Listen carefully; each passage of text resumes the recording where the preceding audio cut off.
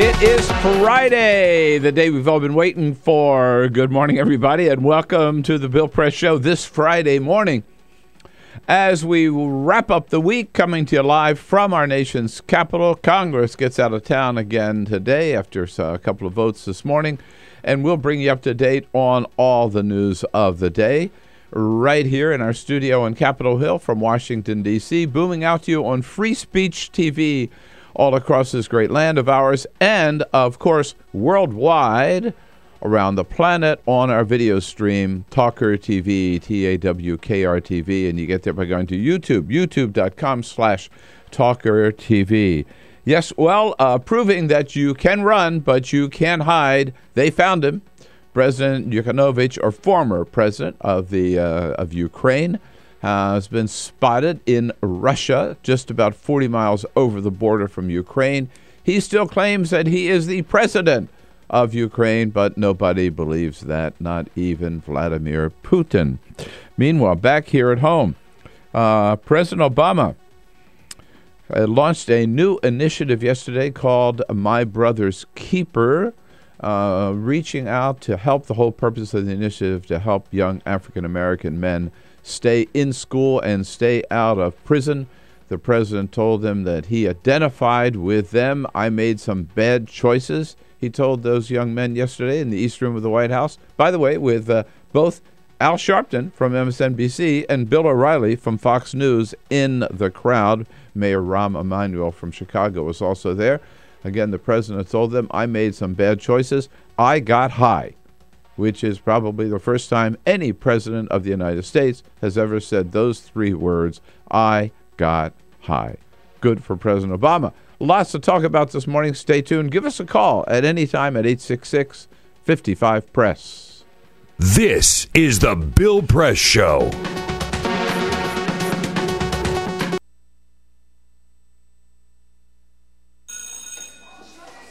Don't look at me. Your hair's a bit frizzy today. Oh, you should pick that up. Oh, you're such a dork, loser. Here, let me help you with that. Oops. Every day, kids witness bullying. Oh, look. Your crush is looking at you. Poor you. They want to help, but don't know how. See, no one here's gonna help you, because no one Teach your likes kids how to be more than a bystander. Visit stopbullying.gov. If you drive buzzed, it could cost you around $10,000. You'll face major legal fees, major fines, and steep insurance penalties. You could lose everything. Nothing kills a buzz like getting pulled over for buzz driving, because buzz driving is drunk driving. When some people struggle with their mortgage payments, they become frozen, petrified. Not knowing what to do, they do nothing. But the people who take action are far more likely to get the most positive outcome. Making home affordable is a free government program. Call now to talk one-on-one with a housing expert about the options that are right for you. Real help, real answers, right now. Here at the GED Pep Talk Center, we have pep talkers standing by to get you motivated for your GED diploma. Text the name Terry to 69222 for a sympathetic pep talk. You show people what you really are. Or for a gentle pep talk, text the name Deborah. You know you're going to make people very proud of you. And if that's not enough, text the name Danny for an extreme pep talk. Prove everyone wrong. Show them you're the boss. Get your GED pep talk and find free GED classes. Text the name of the person you want a pep talk from to 69222.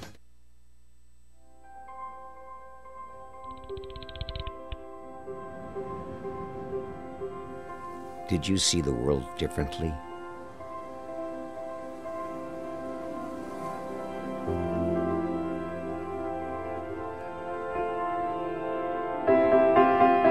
Did you celebrate the victory?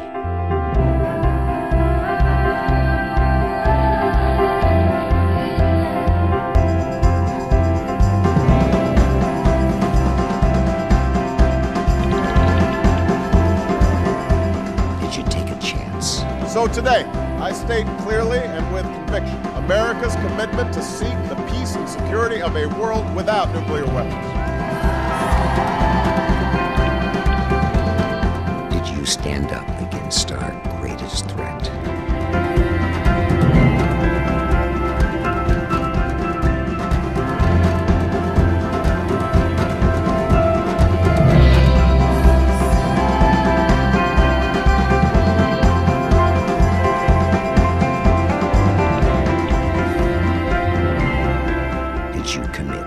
Change the world.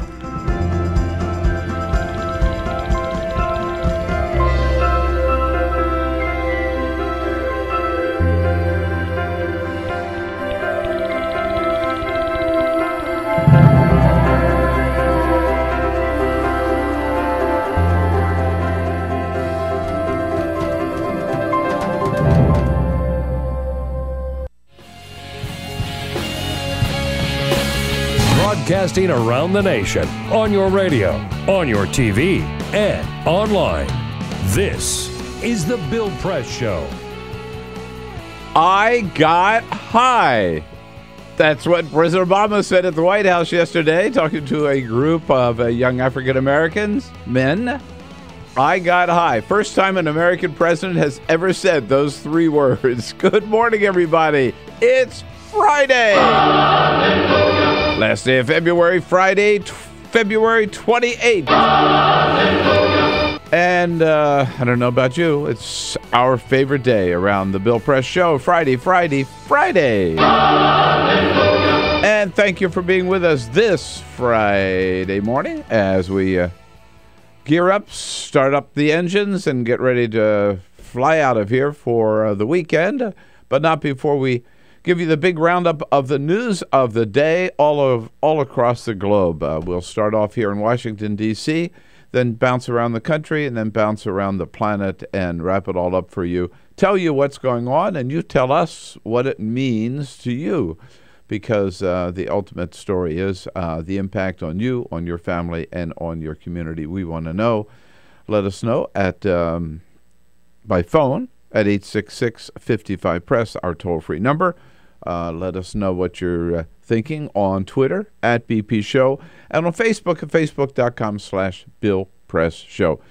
Yes, they are evacuating parts of Southern California because of the rains. We haven't heard from Peter Ogburn since he arrived there. We don't know whether he's been swept away in a mudslide or not, but he is out again today in Southern California. Hasn't rained there for 3 years, but he showed up, and it is the deluge. So we'll probably thank Peter for coming.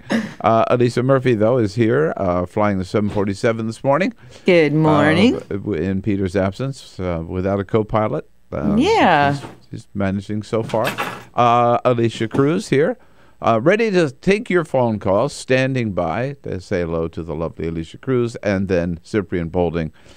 Uncovered the cameras, turned on the lights, and there we are on Free Speech TV and on our video stream at youtube.com/TawkrTV. And, of course, number one, most and mainly, we are here on your local progressive talk radio station. And how lucky you are if you've got one where you live. Yes, In addition to the president yesterday, there was a big talking about getting high. It's a different way maybe to get high every morning. Krispy Kreme has a new offering that David Letterman told us about last night. I mean, it's been a long time since, I must admit, trying to live healthy and eat healthy. Long time since I've had a donut.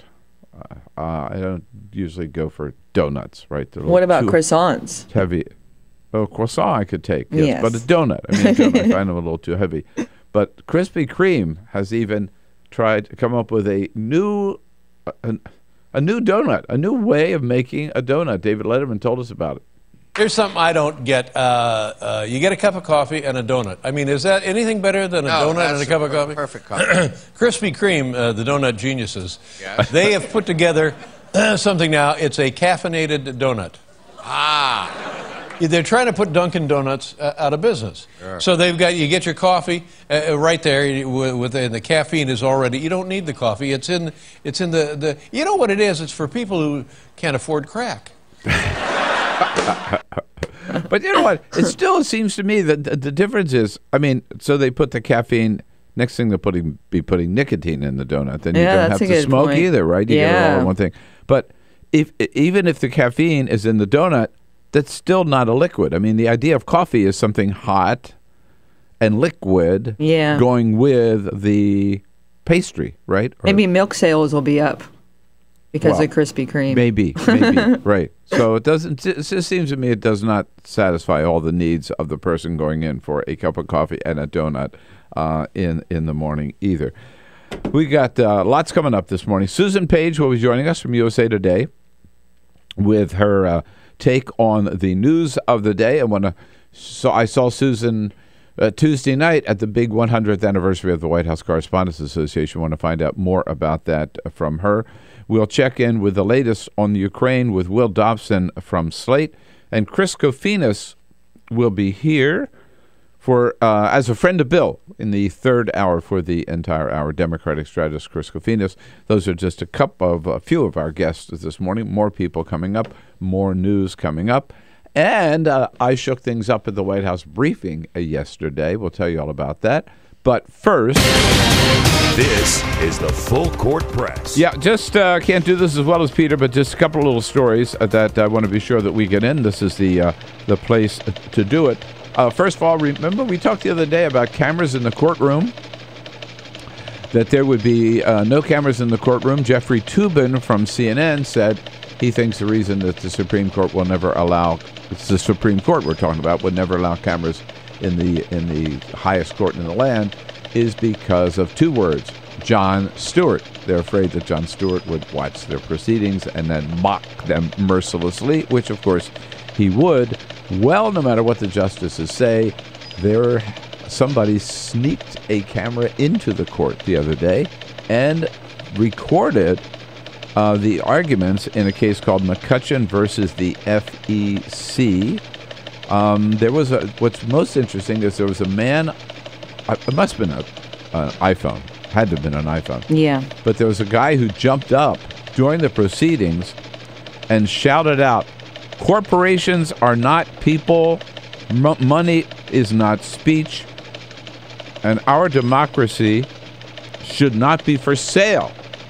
Wow. He was thrown out of the court, but the guy who was videotaping, sitting alongside of him, escaped notice and was never removed. Oh, wow. Even though they make the announcement, you're not allowed to take any photographs in the courtroom. I think that's the case, obviously, regarding campaign finance. And I think you can see that video on YouTube if you want to insight into it. Yeah, it is up on YouTube. Yeah, go to YouTube and put in Supreme Court, and you got it.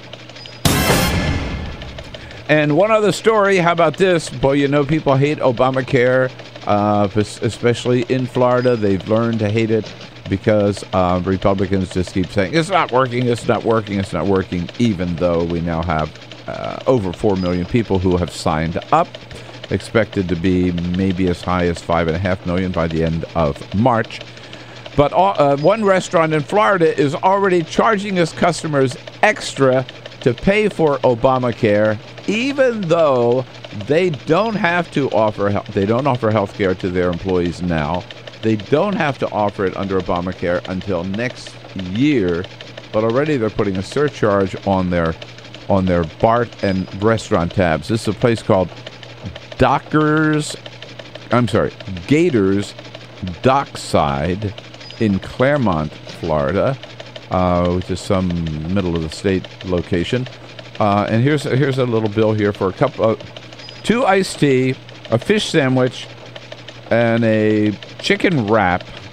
The total is $24.76, and then they add a surcharge of 25 cents for Obamacare. Unbelievable. I mean, the Obamacare haters, they will stop at nothing. It looks like they're taking their name a little too literally with the doc. I still have to say, so you pay an extra quarter so that all those employees of that restaurant can have health care for the first time in their lives. I say that's worth a quarter, even definitely. though the restaurant is not doing the right thing. All right, we're ready. Yeah, so at the briefing yesterday, a couple of questions that I wanted to get into Jay Carney, and had an opportunity to do so. All right, I took yesterday's conversation. Remember, we started right here yesterday morning talking about e-cigarettes and what we in the United States were going to do about them, and what we as individuals should think about them, and would we want to sit in a restaurant or in a bar with friends while they're smoking an e-cigarette? Would we want to be alongside of somebody on a plane smoking an e-cigarette? How are we going to treat e-cigarettes now that the European Union has cracked down and said we're going to treat them just like cigarettes, and you can't advertise for them, and you can't smoke them anywhere you can't smoke a cigarette? So I wanted to know whether the White House has dealt with this yet. Jay Carney was rather surprised to get this question. There's a growing public debate in this country, and FDA is soon going to rule on e-cigarettes. So my question is, are e-cigarettes allowed on the White House campus, and has the president ever tried one? Ha ha! Jay Carney and the room laughed. Nobody was expecting that question, and Jay Carney actually didn't know the answer. As you know, the president gave up smoking, and well, he has not, to my knowledge. And I've never seen one on campus, but I just don't know the answer to the question. Against them yet? Again, not that I'm aware of, but I certainly haven't seen anyone pull one out. So the president, not to his knowledge, has ever smoked an e-cigarette, but he and Jay Carney has never seen one on campus. So there you go. And it was so funny because immediately I tweeted that out yesterday. Those of you who follow us on Twitter know that. I tweeted that out yesterday, and when I went to tweet it out, it had already been tweeted by at least half a dozen reporters in the briefing room, or reporters who were watching the briefing, saying, "Oh, to his knowledge, to Jay Carney's knowledge, the president has never tried one." By the way, and we had a little dinner party at home last night, and there was a woman there who said that she had been a smoker, and the e-cigarette she went to e-cigarettes, and that was how she was able to give up smoking. Oh, really? She did not have one with her, unfortunately. We all wanted to see it, but we got into that. Then I got into a more serious question with Jay Carney, which is something else we've talked about this week, and that is the call for the president to sign. Look, let's put it in context. And we talked about this yesterday, actually, with the young man from Center for American Progress, Patrick Oakford, I think his name was, about the deportations that are currently taking place. So in the context, immigration reform is not going to happen this year in Congress. What can the president do? One thing that the AFL and NALEO, National Association of Latin American Elected Officials, one thing they've been asking the president to do is sign an executive order stopping the deportation of people who came here illegally. And that deportation, which is happening at a fast clip today by the Department of Homeland Security, and they're called on the president to sign that order. I tried to find out from Jay Carney yesterday whether or not the president intends to do such a thing. There's a growing cry from groups like NALEO, the AFL-CIO, for the president to sign an executive order ending the deportations that are now taking place at a rate of 1,000 a day. These are people who would qualify for citizenship under the president's plan, but they're now being deported by DHS. Is there any plan for the president to sign such an executive order? And so that's the question. Jay Carney just totally ducks the question. Bill, the immigration system is broken, and that's why it requires comprehensive reform. We have 11 million people living in the shadows and too many employers who game the system by hiring undocumented workers. Neither is good for the country, for families, or the economy. We need a permanent solution that provides people. You need a permanent solution. Yeah, everybody knows that. That was not my question. Go ahead. Was that the only permanent solution is a legislative one that would provide a broad-based path to earned citizenship, and that can only be achieved by Congress. It can't be achieved by the president. Yeah, we know that, right? We know that. But then Jay Carney just said that I think we have that there too, right? He said the president's job, he said, is just to. Well, I'll tell you what he said. He said the president's job is to enforce the law. But I pointed out to Jay Carney again with a follow-up that, look, these are people, these 11 million people who are here, and we're deporting, again, 1,000 a day. That's 42 an hour. Tearing up families, getting people at their job, rounding them up, take them to a detention center. And get this, at this detention center where they're held, they don't get to go home. They get to say goodbye to their kids or their wife or their husband or their parents or whatever. Round them up. At the detention center, they get to in an immigration court, and they get 7 minutes. 7 minutes to make their case. That 7 minutes includes translation if necessary, if they need a translator. 7 minutes, make their case, and unless they can show that they've got a green card, they are out, put on a bus, put on a train, put on a plane, whatever, and they are out of the country. It's just unconscionable. And there's stories after stories about people, mothers, fathers ripped away from their kids. I mean, we're basically leaving some orphans behind in this country. The federal government is doing this. And my point to Jay Carney was, these are people who would qualify for citizenship under the president's plan. And, however, we're deporting them as fast as he can. And the president has already deported, in his 5 years, 2 million of these people that he sent south the border. That's more deportations than under 8 years of George W. Bush. So we keep saying there are 11 million people here illegally. Hell, the way Obama's deporting them, by the time we pass comprehensive immigration reform, there won't be any left. I just think it's just outrageous, and I don't understand why the president will not sign this executive order.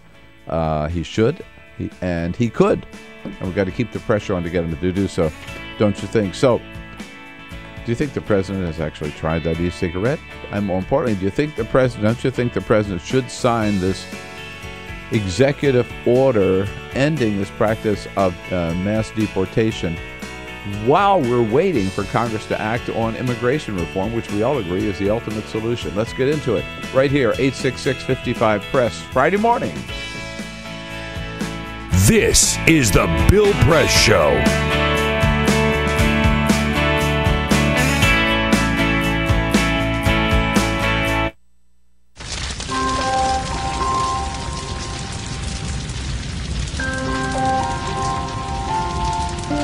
A single ember that escapes from a wildfire can travel more than a mile. That single ember can ignite and destroy your home or even your community. You can't control where that ember will land, only what happens when it does. Get Fire Adapted now at fireadapted.org. Columbine, Virginia Tech, Tucson, Aurora, Fort Hood, Oak Creek, Newtown. Newtown. Newtown. Newtown. How many more? How many more? How many more colleges? How many more classrooms? How many more movie theaters? How many more houses of faith? How many more shopping malls? How many more street corners? How many more? How many more? Enough. Enough. Enough. Enough. Demand a plan. Right now. As a mom. As a dad. As a friend. As a husband. As a wife. As an American. As an American. As an American. As a human being. For the children of Sandy Hook. Demand a plan. No more lists of names. It's not too soon. It's too late. Now is the time. Before we all know someone who loved someone on that list. No more lists. No more. Who they might have been. No more. If we had just done something yesterday. It's time. We can do better than this. We can do better than this. It's time. It's time. It's time for our leaders to act. Demand a plan. Right now. Right now. You! Demand it! Enough. Enough. Enough. Enough.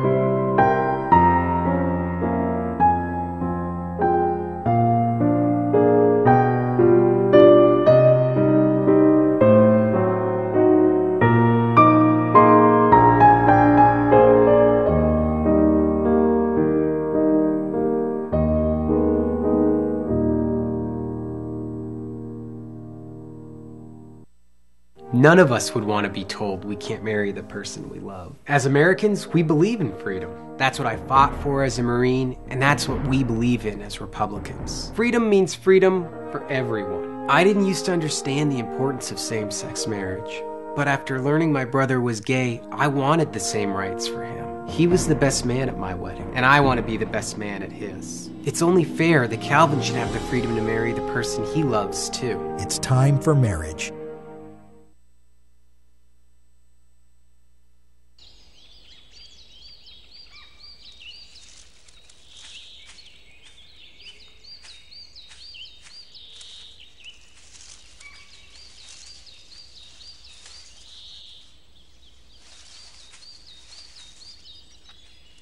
At Earth Justice, we defend the environment in the courtroom. Join our fight. When you take a seat, you take a stand. Earth Justice, because the Earth needs a good lawyer. So, I'm kind of new here, but I've noticed a trend. My human does this funny thing where she goes around and gets all my toys, and then she hides them in that basket by the door. You know, but it's always the same basket, and it's always in the same place. And then she acts so surprised when I find them, but, you know, she's putting them in the same basket. Again. It's like, hello, that's where you put it last time. You were the worst at hide and go seek.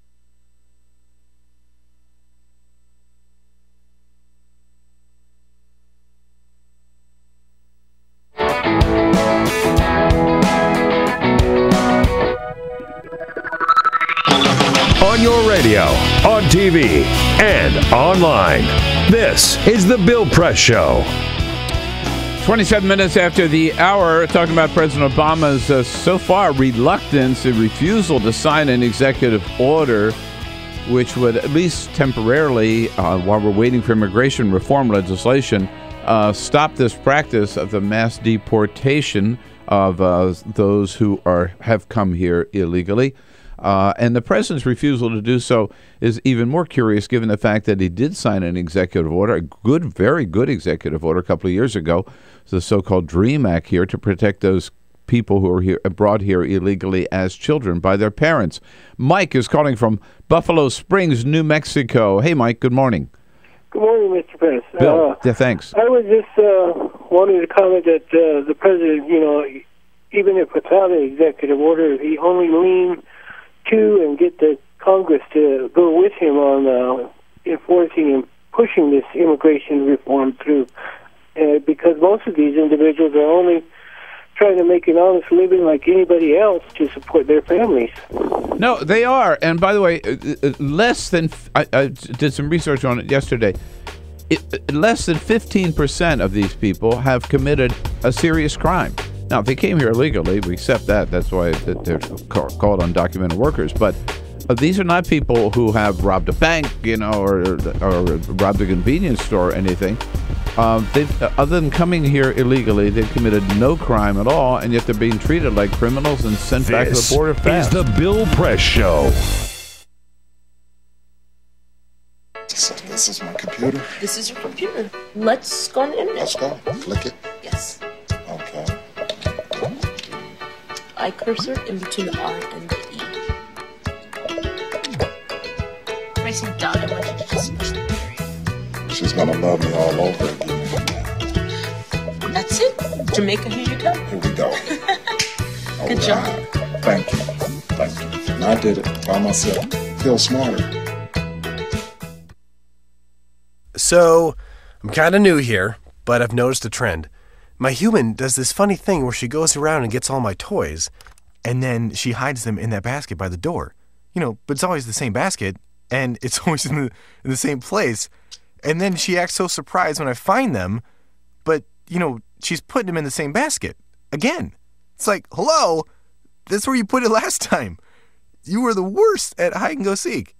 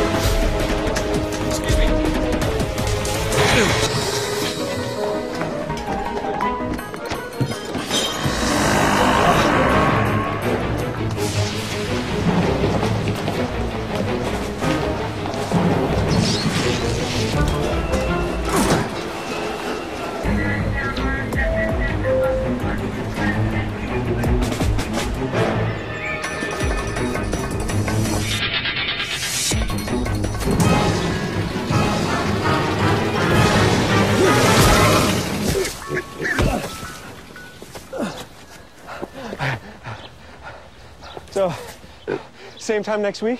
Well, of course. Put away a few bucks, feel like $1 million. For free tips to help you save, go to Feed the Pig.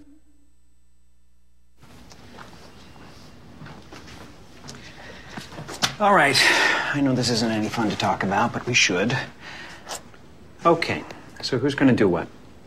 I'll pack the dead batteries. Great. I'll only put what I don't need into a duffel bag. Perfect. That's totally unhelpful. No problem. Meanwhile, I will try to comfort everyone by speaking in a calm voice. And I'll try to get the generator going without any gas. Oh, let's not forget the cell phones, which probably won't work. Right. And who is going to handle supplies? I can forget to do a list for us. Thanks, pal. Well, I think we couldn't be any less prepared. I'm proud of you guys. Talk to your kids about who to call, where to meet, what to pack. Visit ready.gov/kids for tips and information. Hey, thanks for stopping by. You know, I followed your character since the first episode. I'm a big fan. Big fan. Thank you. And listen, your storyline, it makes for incredible TV drama. Thing is, your drug use is very adult content. Too adult for the kids. So I'm gonna have to block you. Oh, man. Yeah. Well, have a good one. You're a nice lady.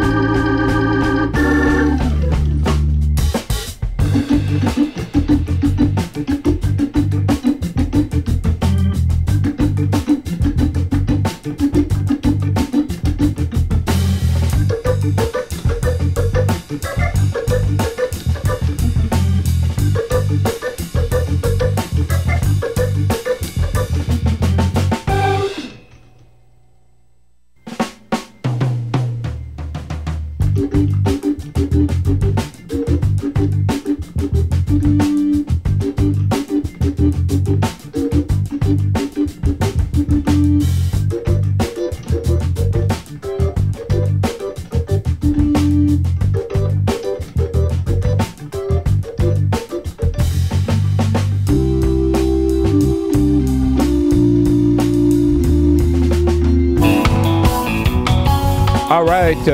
Shaking things up at the briefing yesterday at the White House, taking our conversation yesterday morning about the e-cigarette to the White House and Jay Carney, and taking our conversation a couple of days ago.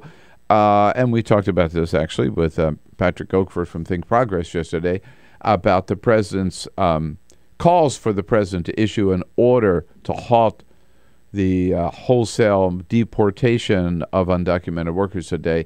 Took that question to the White House as well yesterday. On the e-cigarettes, here is Rose calling from Pittsville, Wisconsin. Hello, Rose. Hi. Hi, what do you think? You were talking about e-cigarettes, right?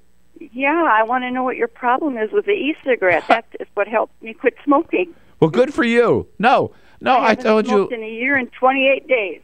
Is that right? Well, good for you. And again, I talked. A friend of ours was over last night for dinner. Was saying that she had the same experience. And had you tried like Nicorette and other things, Rose? First? No. This was it, huh? Yep. How long had you been smoking? Well, I'd been smoking probably about 30 years, probably. Wow. Now, what do you get out of the e-cigarette? Well, you can call it like a pacifier if you want, because it's just one of those things that you can go grab to, sit down, have your cup of coffee, take a couple puffs on it, and you go about your way. Not sitting there smoking a whole cigarette like if you lit a whole cigarette, you're going to sit there and smoke it till it's done. Oh, that's a good point. And with these, you don't. You take a couple puffs, you put it down, you go, and I do use it in public. So your comment yesterday upset me a little bit when you had made the statement about not using it in public. Well, there's nothing that's going to hurt anything in it. Yeah. Like in Europe, they've already said they're not going to allow them in bars and restaurants and on planes. And I don't know what we're going. What? Well, their excuse for they believe it's a gateway product. In other words, it does help a lot of people like you to stop smoking.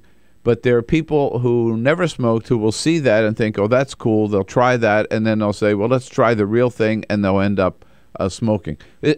E-cigarettes haven't been around long enough for us to know whether that's true or not, whether that will really happen or not. But some people are afraid of that possibility. So that's why. Yeah. Disagree with them, and I think taxing it like a cigarette would be totally a mistake. I mean, this is what people are using to try to quit smoking. And I think if you do that, you're going to discourage them. And another factor is, on the kind that I smoke, that you can get filters with absolutely nothing in them except the vapor and a flavor. There's no nicotine whatsoever. I choose to smoke one with a little bit of nicotine in it, but you can get them without nicotine. Yeah. Okay. All right, Rose. Well, I must, as I said, I'm torn about it. I will maintain an open mind about it. I was at a dinner party at a friend's house last week, and he pulled out an e-cigarette. I was really shocked because not shocked, surprised. I'd never seen one before in anyone's home. It was his home. But I just want you to know, open-minded as I am, I did not walk out on him. So, and by the way, I didn't. He was smoking and vaping, as they call it, and I didn't smell anything. It was not uncomfortable at all. So that one experience, I must say, was not a bad one. Let's go to, we also talked about immigration and this deportation issue. David is calling from Catlett, is that right? Catlett, Virginia? Hi, David. Yes, hello, Bill. Hi. Yes, my question was, and as far as undocumented workers being here in the United States, I'm all for them having the opportunity, but do you feel that it affects the fact that the minimum wage has been suppressed because these folks don't have the right to be properly represented in the workplace, don't have the choice to have a union represent them where they can try to have the wage be fair as opposed to being just used by our businesses? I think it's a factor. Yeah, I do. The fact that there is this workforce there. And by the way, a lot of the unions have reached out to try to organize undocumented workers to help them get a living wage. But I think the fact that this potential workforce is there gives some employers particularly like in the construction business, right? And maybe my son works in the construction business. Yeah, yeah, and they reach out to them, right? And they get these people to dig the ditches or do whatever, that kind of stuff, and don't pay them a minimum wage, and these guys can't do anything about it because they don't have papers, right?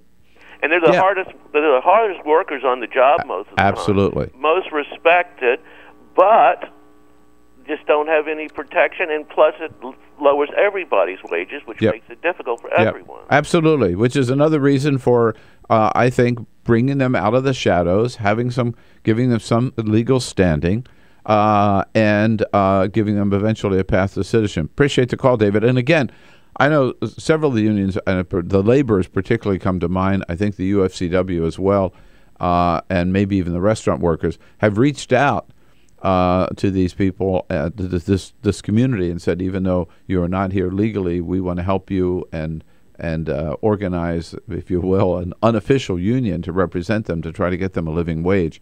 Out in Traverse City, Michigan, back to e-cigarettes with Carol. Hi, Carol. What do you say? Good morning. Hi. Good morning, Bill. My point is, I've been a smoker for 45 years. Yeah. I started when I was 17 years old. And now I'm seeing a pulmonary doctor, and he told me to go get the e-vapor cigarette to try to quit smoking, because I've tried everything. You tried everything. You tried the patch? You tried Nicorette? I've tried everything. Yeah, right. I've even gone through counseling. Yeah. Well, and you're doing the right thing by talking to this pulmonary expert. But you know what? Again, if that helps you get off cigarettes, then I'm all for these e-cigarettes. Yeah, and for them to be taxed or regulated or whatever, it's just more money for whoever, the government. I don't know. It's not fair, and I believe that this e-vapor cigarette is really a lifesaver, because there are 300 known carcinogens in tobacco. 300, right? 300 carcinogens in tobacco. All right. So, Carol, do you have are you using the e-cigarette now, right? Yeah. Okay. So when you go out to a restaurant or riding on a bus or whatever, places where you can't smoke, have you been able to use the e-cigarette? I don't smoke it in public. I don't use it in public, no. Do you think people should be able to? Yes. Yes and no. It all depends. I see them walking around the mall with them, and it's it just really takes me aback. I mean, because I know it's hand-to-mouth cigarette. It's not a cigarette, but it's still the same thing as smoking. Yeah, it's the same, motions, right? The same activity, if you will, and it's the same look. Yeah, I think maybe the thing to do would you have a problem with this, is that you just would ask, let's say if you went out to dinner with friends, right? You would say, would you mind if I smoke my e-cigarette rather than just... Yeah, that's what I would do. Yeah.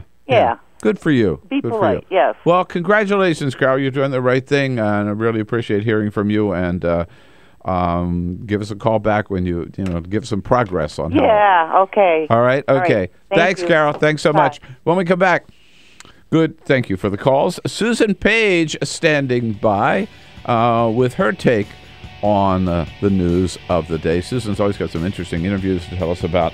I love talking to her. She's the Washington bureau chief for USA Today.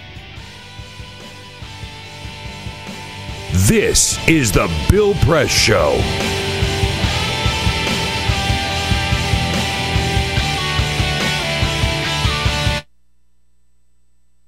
It is possible to read the history of this country as one long struggle to extend the liberties established in our Constitution to everyone in America. In other words, who, according to our laws and culture, gets to be considered a person? The law creates legal personhood, and movements create law and change culture. So, how have the courts passed laws to shape our culture? That history goes way back before Citizens United. 1819, Dartmouth College versus Woodward, Supreme Court case, turned a corporate charter from a government-granted charter to a contract. This ruling gave corporations standing within the Constitution. 1886, Santa Clara County versus Southern Pacific Railroad. Though the court did not rule on corporate personhood, the decision was subsequently cited as a precedent to hold that a private corporation is entitled to the same 14th Amendment rights of due process and equal protection as human beings. This makes it impossible for us to make laws that treat local businesses any differently than giant multinational corporations, even if their business practices are deemed to be harmful to workers, the environment and communities, or if they have a history of violating the law. Hale versus Henkel, 1906. The court granted corporations the Fourth Amendment search and seizure protection. Dodge versus Ford Motor Company, 1919. The Michigan Supreme Court says the business corporation is organized and carried on primarily for the profit of the stockholders. Stockholder primacy is established. The purpose of the corporation, according to the court, is no longer to serve the public good, as it had been.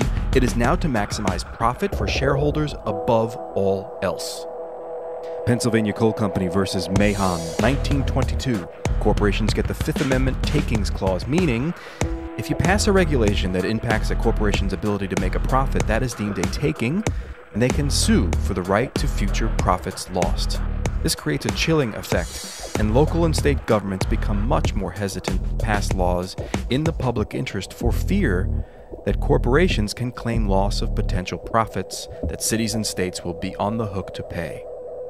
Buckley versus Vallejo, 1976. The Supreme Court rules that spending money to influence elections is protected under the First Amendment, in effect saying that money is speech. Citizens United versus Federal Election Commission, 2010. Today, the Supreme Court of Chief Justice John Roberts declared that because of the alchemy of its 19th century predecessors in deciding that corporations had all the rights of people, any restrictions on how these corporate beings spend their money on political advertising are unconstitutional. The court's ruling threatens to undermine the integrity of elected institutions across the nation. It's a rejection of the common sense of the American people.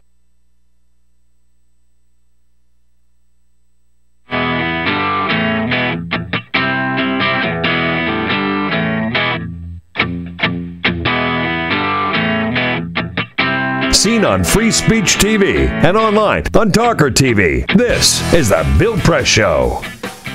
Here we go now, 13 minutes before the top of the hour on a Friday morning. It is the Bill Press Show, and if it's Friday, it must be Susan Page. She joins us regularly on a Friday morning about this hour. Washington Bureau Chief for USA Today. Good morning, Susan. Hey, good morning, Bill. So, Susan, Tuesday night we were together for a really historic event, the 100th anniversary celebration of the foundation of the White House Correspondents Association. How about that? That was so interesting to hear about. One of the things that I thought was most interesting was how the challenges that reporters at the White House were facing 100 years ago about access. Same ones today. Same ones today. Yeah, and you moderated a panel there with former presidents. You yourself, a former president of the White House Correspondents Association, and I thought that was fascinating. You asked the question about the best day they spent, the worst day they spent at the White House. And Ann Compton, the sole reporter on Air Force One on September 11, 2001, huh? That was interesting. Whoa. The other thing Ann Compton, who, of course, is one of the most senior people on the beat, she said that problems with access to information and to officials is worse in this White House than any other one that she's covered. And Steve Holland from Reuters said the same, and George Condon from National Journal said the same. All three of them said the same thing. I thought that was striking. In terms of access, what I found most fascinating was the story about covering President Garfield after his assassination. Do you remember the reporter, the kind of access they had? So they had what was effectively a pool reporter, a reporter as we have today who kind of stands in for the press corps. But this guy would spend the night in the White House to see if Garfield was still alive, and would walk down the hall and listen to his breathing to confirm that he was still alive. Can you imagine? God, no, standing outside his bedroom door to make sure you can still hear him breathing. Yeah. That may be too much access. I'm pro-access, but... But you made a point, which I thought was also very powerful that Tuesday night, that this is a job. We're all reporters, and this is a job, but this is a very this is more than just any other reporting assignment, right? That's right. It's what makes democracy work. You've got to have a free press that's looking at what the government is doing and representing the people. I mean, maybe that sounds pretty highfalutin, but and journalism is a great, fun job, but it's also part of making the country work, and that's why I think so many of us worry when there are rollbacks in access to information and the ability to talk to presidents and to the people who advise him. Right.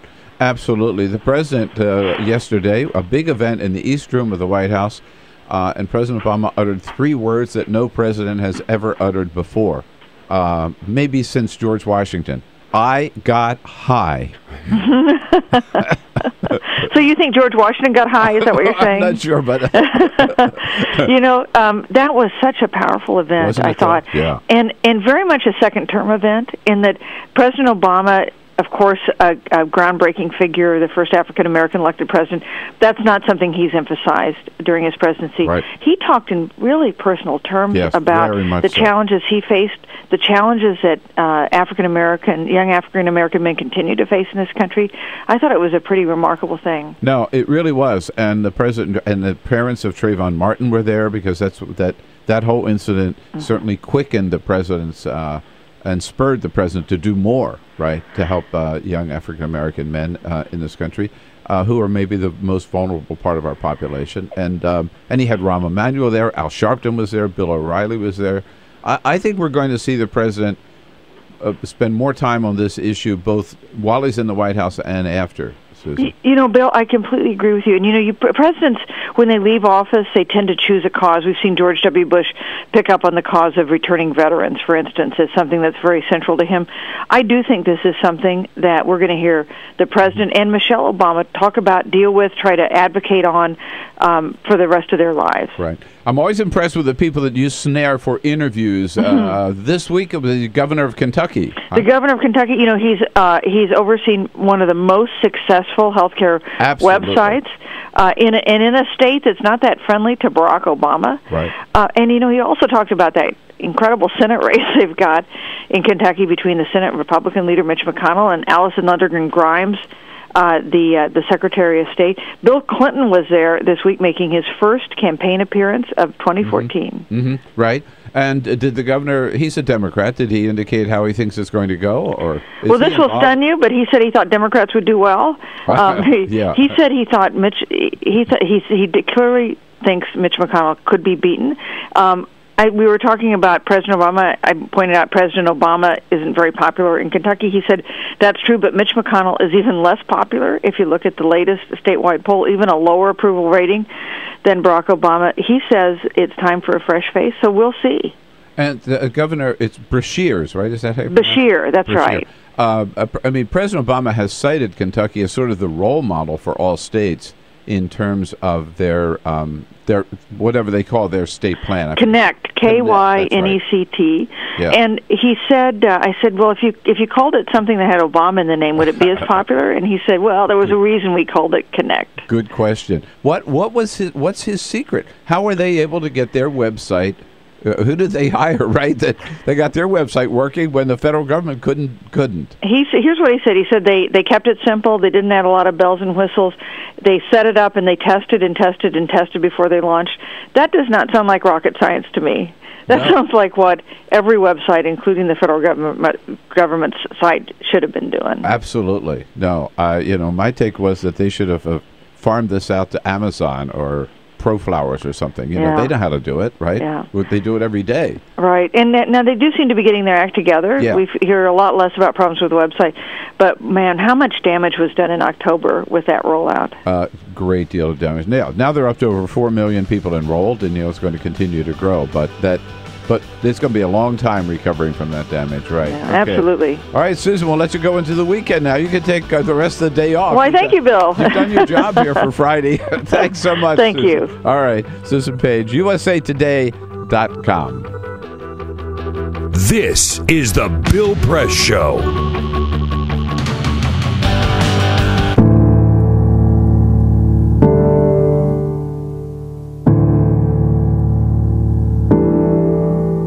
For more than 18 months, the members of AFSCME 3299 have been working to secure a new contract with the University of California. With workplace injuries at UC skyrocketing and government fines related to safety deficiencies at UC hospitals skyrocketing, Local 3299's top priority has been safe staffing at the workplace.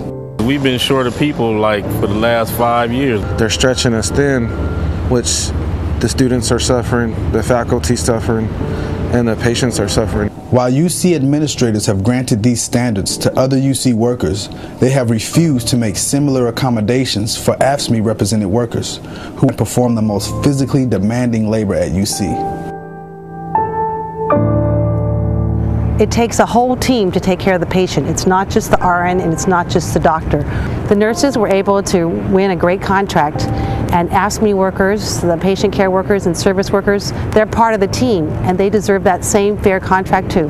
We take pride into working for the university, and we feel like the university doesn't value the work that we do. But the second-class treatment of AFSCME workers doesn't end at safety and staffing. On wages, benefits, and other issues, UC refuses to offer AFSCME 3299 members the same respect they afford their other workers.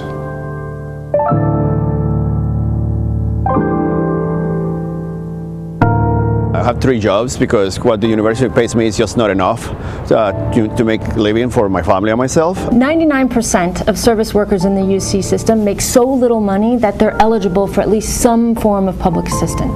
At the same time, the number of executives in the UC system that have crossed over into making at least $250,000 a year has more than doubled since 2008. The University of California has long been a beacon of hope and progress for those struggling for dignity and fairness. With such a proud history, it is disturbing to see the leadership of the university treat its lowest paid workers like second-class citizens.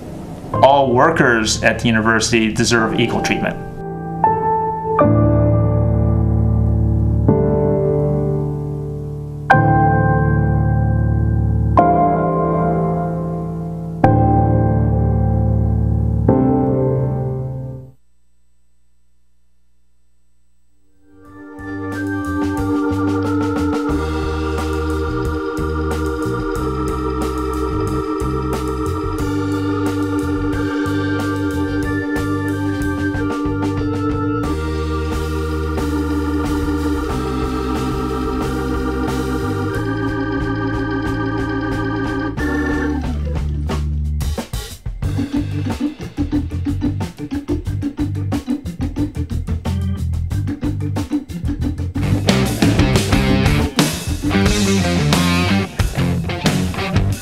This is the Bill Press Show. In the next hour, we're going to talk to Will Dobson from Slate about the latest on Ukraine. And then we'll be joined by the health editor of Think Progress to talk about the big nutrition labeling announcement yesterday by the First Lady.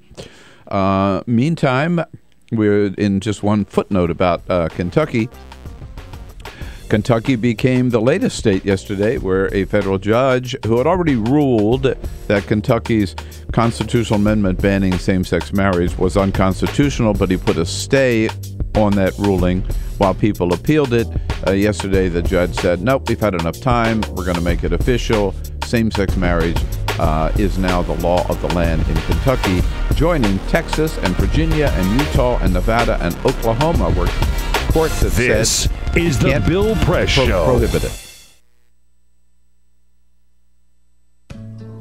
You wouldn't let money just blow out of your house. So when your AC or heater is on, make sure the doors, windows, and fireplace flue are shut tight. If you're headed out, turn down the AC or lower the heat by 10 degrees. And always keep your water heater set at 120. A little bit of common sense goes a long way. Get more great tips at energysaver.gov.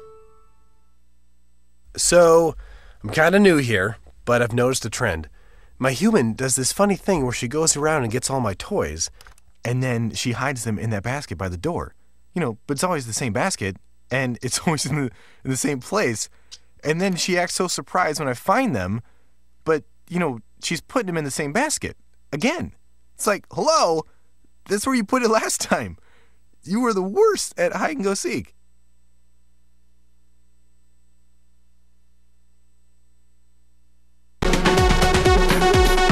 It is Friday, the day we've all been waiting for. Good morning, everybody, and welcome to the Bill Press Show this Friday morning.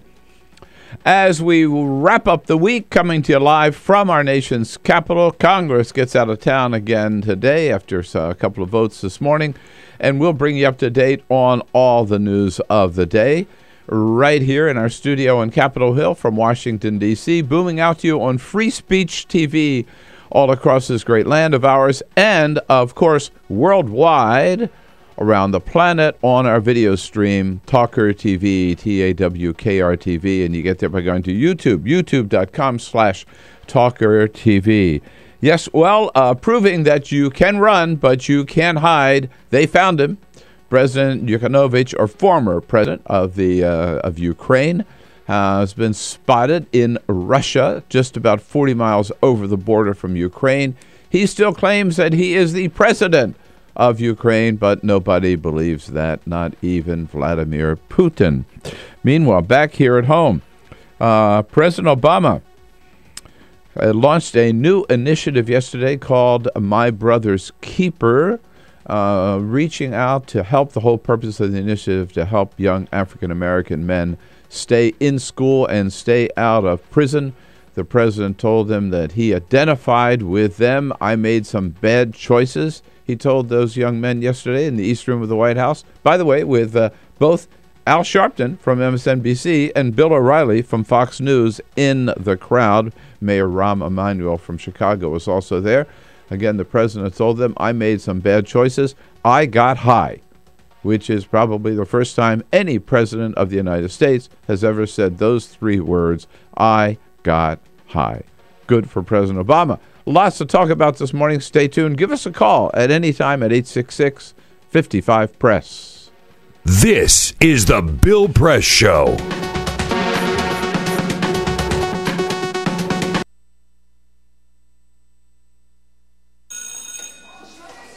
Don't look at me. Your hair's a bit frizzy today. Oh, you should pick that up. Oh, you're such a dork. Loser. Here, let me help you with that. Oops. Every day, kids witness bullying. Oh, look. Your crush is looking at you. Poor you. They want to help, but don't know how. See, no one here's gonna help you, because no one Teach your likes kids how to be more than a bystander. Visit stopbullying.gov. If you drive buzzed, it could cost you around $10,000. You'll face major legal fees, major fines, and steep insurance penalties. You could lose everything. Nothing kills a buzz like getting pulled over for buzz driving, because buzz driving is drunk driving. When some people struggle with their mortgage payments, they become frozen, petrified. Not knowing what to do, they do nothing. But the people who take action are far more likely to get the most positive outcome. Making home affordable is a free government program. Call now to talk one-on-one with a housing expert about the options that are right for you. Real help, real answers, right now. Here at the GED Pep Talk Center, we have pep talkers standing by to get you motivated for your GED diploma. Text the name Terry to 69222 for a sympathetic pep talk. You show people what you really are. Or for a gentle pep talk, text the name Deborah. You know you're going to make people very proud of you. And if that's not enough, text the name Danny for an extreme pep talk. Prove everyone wrong. Show them you're the boss. Get your GED pep talk and find free GED classes. Text the name of the person you want a pep talk from to 69222.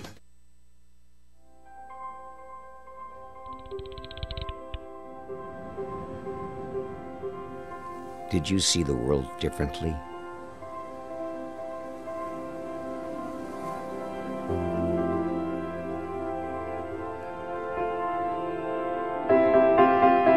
Did you celebrate the victory?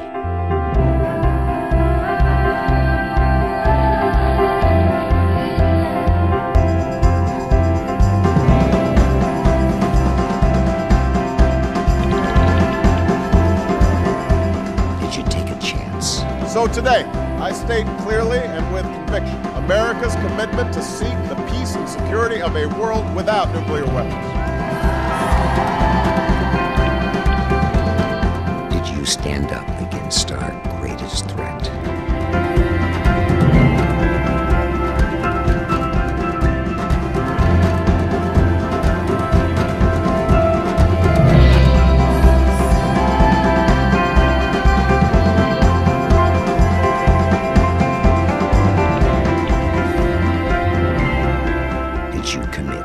Change the world.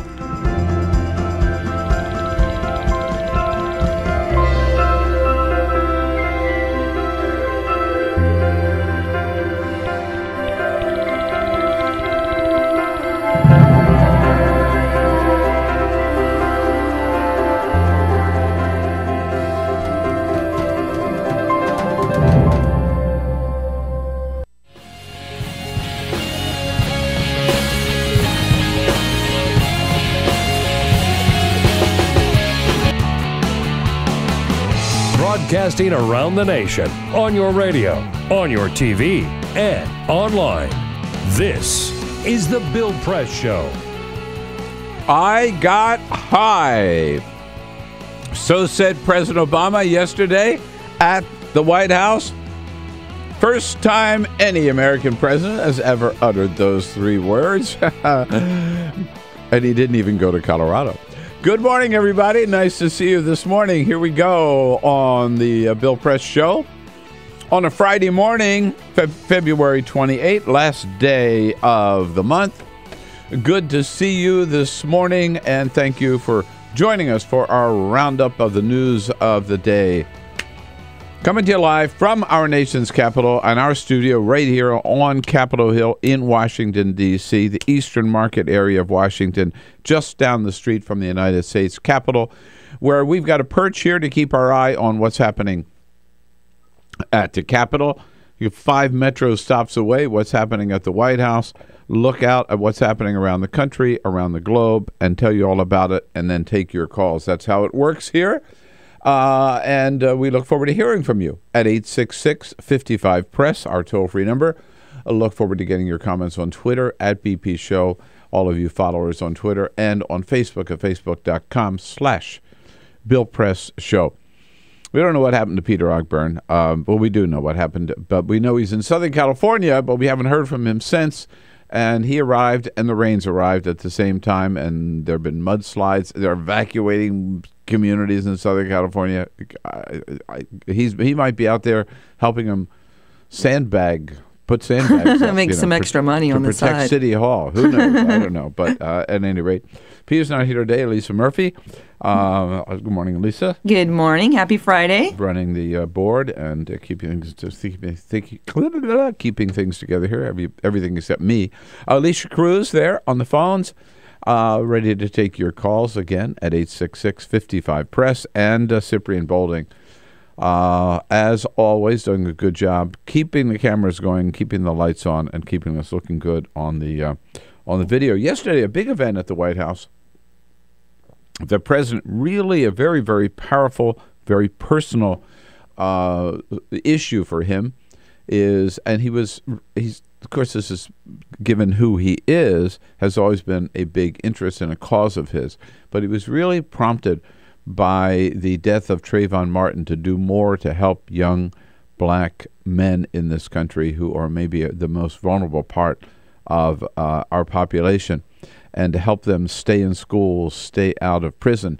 It's a program he launched yesterday called My Brother's Keeper, where, in fact, we are responsible to reach out and to help each other. And he, as a brother to these young men who were at the White House yesterday, said, look, I made some of the same mistakes that you did, and I got high. Talked about that honestly. There were some interesting and encouraged them, to look what happened to him, right? He kept at it. He pulled himself up, and look where he is today. Interesting people in the crowd yesterday, Reverend Al Sharpton from MSNBC and Bill O'Reilly from Fox News, both there supporting this program. Mayor Rahm Emanuel was there from Chicago. I ran into him as I was leaving the White House yesterday. He was arriving. We chatted a little bit. I told him I was in Chicago last weekend at Kolotek's Bakery and other great places, and we had a little chat about that. He had he has a program in Chicago that the president used as kind of a model for what he is doing with this My Brother's Keeper. And also in the crowd was Mayor Michael Bloomberg, who has put $30 million of his own money into this program, the president's My Brother's Keeper. And he said, this is the thing that only Barack Obama could do. The president is part African American. The president did not have a father growing up. He knows the problem, and yet he turned out to be president of the United States. You can't have a better role model. Could not have a better role model. Amen. Amen to that.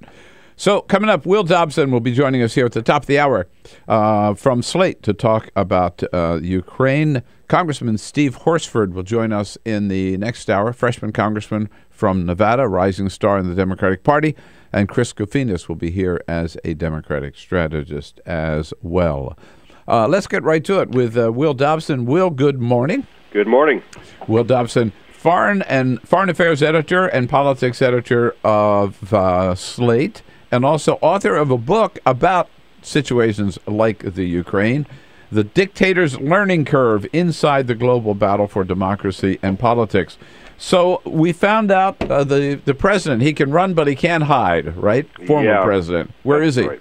Well, it appears now that he is, all reports are that he is in Moscow, that the former president of Ukraine, Yanukovych, has fled via the Crimea and turned up in Moscow. He's actually expected later today, 5 p.m. their time, to be giving a press conference, which will be interesting to see what he has to say. Although I don't think it really matters to a great deal at this point, because even in the Crimea, I don't think there's much love for Yanukovych. No one really wants him back. I think the game in Ukraine has advanced beyond his specific political fortunes. I saw one report this morning that he claims that the opposition reneged on the agreement that he signed, so therefore he is still the president of Ukraine. Nobody buys that. Yeah, right? I mean, I'm sure that's what will be the ultimate message of what he has to say today, is that he's going to argue for a continuous line of authority, that what has occurred in Ukraine isn't a revolution, but a coup, and that this was done by separatist elements, that this was done by extremists, and doesn't in any way represent the will of the Ukrainian people. Not even Putin buys that. Yeah, I don't think Putin buys it. And the Russians don't have a great deal of love for this man either. I mean, they wanted someone who could succeed. They don't back losers, and that's what they got. Well, the breaking news this morning is that there are armed soldiers at airports in the Crimea, and I'm not sure where they come from. So what's going on here? Yeah, it doesn't really get much more ominous than what you can read this morning when you see hundreds of armed soldiers in uniforms without insignia taking up positions around the airport. No one knows who these people are. Are they Russian troops? And I mean, it's believed that they're Russian troops, that they're in the employ of, but they're not identifying themselves. When asked, they don't answer. And we're not talking about 5 men. We're talking about hundreds who've taken up not just the major regional airport, but also a military airport further away. So, I mean, and a Ukrainian official is calling this essentially an invasion, the beginning of an armed invasion, and it's. I mean, we can quibble over what invasion means, but he has a point. Yeah. Well, so if you add to that yesterday there were Russian fighter planes that were scrambling over Ukraine. I mean, is Russia likely to do something as crazy as try to move in and take it back or something? Well, here's the thing. I mean, the thing that's sort of, and it's. We're in the middle of what's been a very murky 48 hours. I mean, because yesterday we also had the Parliament building in Crimea being seized by armed gunmen. They have barricaded themselves inside and raised the Russian flag. The Russian flag is flying over the Crimean Parliament right now. you've got the airports being seized, you've got large crowds chanting a pro-Russian message. I mean, you have, if you look at this and you look at the constituent parts, you have all the different elements of something that does not seem to be a random act. This seems to be very well coordinated and systematic. At the same time, although the Russian government is saying that they question the legitimacy of the new government in Ukraine, they are not going to do anything provocative. Although as you mentioned, they're having military exercises right off the coast. You know, on some level, to your question, yes, it would seem sort of crazy for Vladimir Putin to try to invade Ukraine. I mean, anyone who played Risk growing up knows that invading Ukraine is really not a good idea, not until you control the rest of the board, right? But in this case, the reason it's crazy is because he has so many ways to influence events there that it's not even necessary for him to do this. He can have an enormous impact on how this country functions from his office in the Kremlin. So what we don't know yet is exactly what is the game that he's playing here. Is this creating a separatist movement, a separatist rebellion, so that they can claim their desire to break away, and then he could then honor that as a democratic process and say, look, the people there have spoken, what else can I do? No, and yesterday at the White House, all Jay Carney would say is, that they would call on Russia not to commit any provocative acts, right? Because I guess they don't know much about not sure what's going on either. So is this, I mean, we could be back or are we back in the Cold War? It's a version of it. I mean, it is. I mean, and sort of, it's not. I mean, the thing is that there's a gray space between launching an invasion and provocative acts. And I mean, the Russian agents have done this before. They did this in Georgia, where they handed out passports to people in South Ossetia, which helped encourage their breakaway from Georgia. And then the Russian government, and this is in 2008, then ordered in the tanks to help carve that slice out of Georgia. They've done the same thing in other areas in Moldova. And this is not a social movement that is sort of rising up here. This is clearly something that's very coordinated. It's hard to fathom that Putin isn't creating facts on the ground. It would appear to be that's the strategy, that he's creating facts on the ground, and then the political response will follow from that. And as of now, at least, that's something that's far short of a military invasion. But this is, I mean, we talked about this a few days ago on your show, and I mean, this is something, this really underlines that this is a part of the world. Ukraine is a place that is of deep, deep significance to the Russians. And the problem, I think, for the West is it probably matters more to Vladimir Putin than it does to anyone else. When yesterday, I know the Vice President Joe Biden, called the man, I couldn't pronounce his name if I tried, who has been named the new Prime Minister of the Ukraine. So have we officially recognized this new government of Ukraine? Is it a new government? Have we recognized it? At this point, I don't think we've officially recognized it, although it's very clear that we're supportive of it and the process that it's going to go through. I don't know that there's really something to recognize officially yet, but there's. I mean, this is something that's legal quibble for people at the State Department. There's no question that we are going to support the elections that they called for, and we would recognize the new leader when he or she is elected in a few months' time.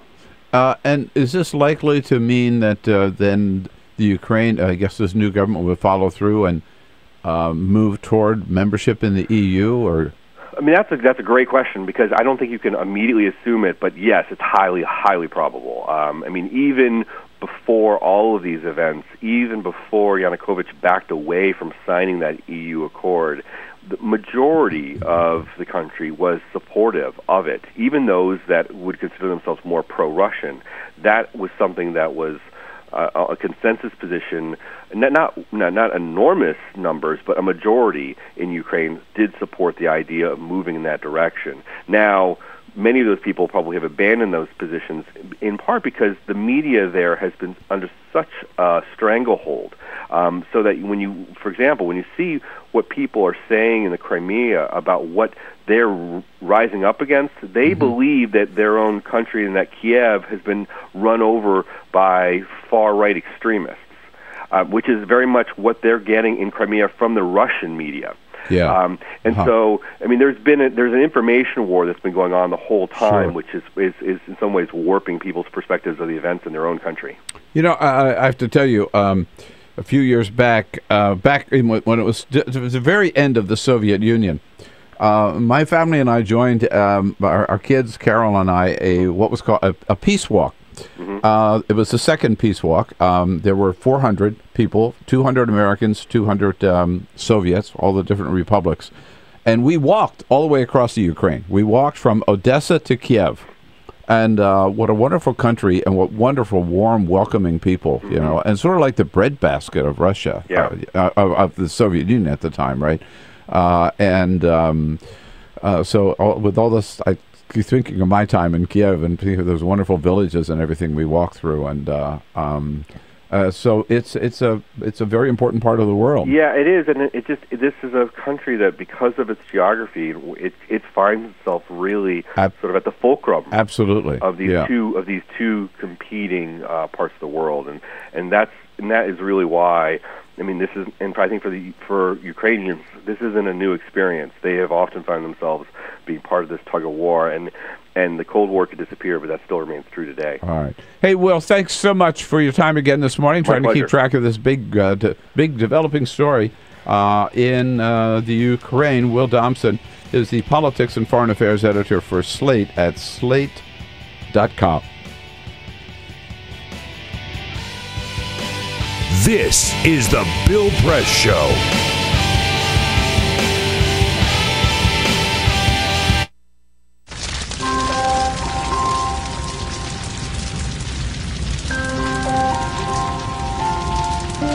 A single ember that escapes from a wildfire can travel more than a mile. That single ember can ignite and destroy your home or even your community. You can't control where that ember will land, only what happens when it does. Get Fire Adapted now at fireadapted.org. Columbine, Virginia Tech, Tucson, Aurora, Fort Hood, Oak Creek, Newtown. Newtown, Newtown. Newtown. How many more? How many more? How many more colleges? How many more classrooms? How many more movie theaters? How many more houses of faith? How many more shopping malls? How many more street corners? How many more? How many more? Enough. Enough. Enough. Enough. Demand a plan. Right now. As a mom. As a dad. As a friend. As a husband. As a wife. As an American. As an American. As an American. As a human being. For the children of Sandy Hook. Demand a plan. No more lists of names. It's not too soon. It's too late. Now is the time. Before we all know someone who loved someone on that list. No more lists. No more. Who they might have been. No more. If we had just done something yesterday. It's time. We can do better than this. We can do better than this. It's time. It's time. It's time for our leaders to act. Demand a plan. Right now. Right now. You! Demand it! Enough. Enough. Enough. Enough.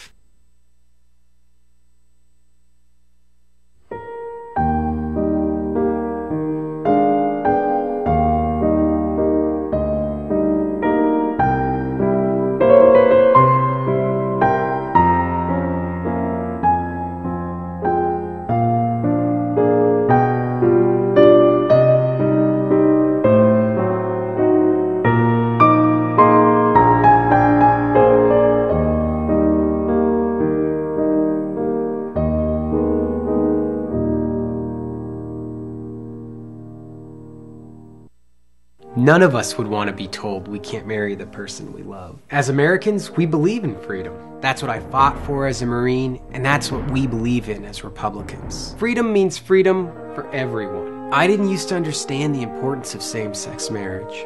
But after learning my brother was gay, I wanted the same rights for him. He was the best man at my wedding, and I want to be the best man at his. It's only fair that Calvin should have the freedom to marry the person he loves, too. It's time for marriage.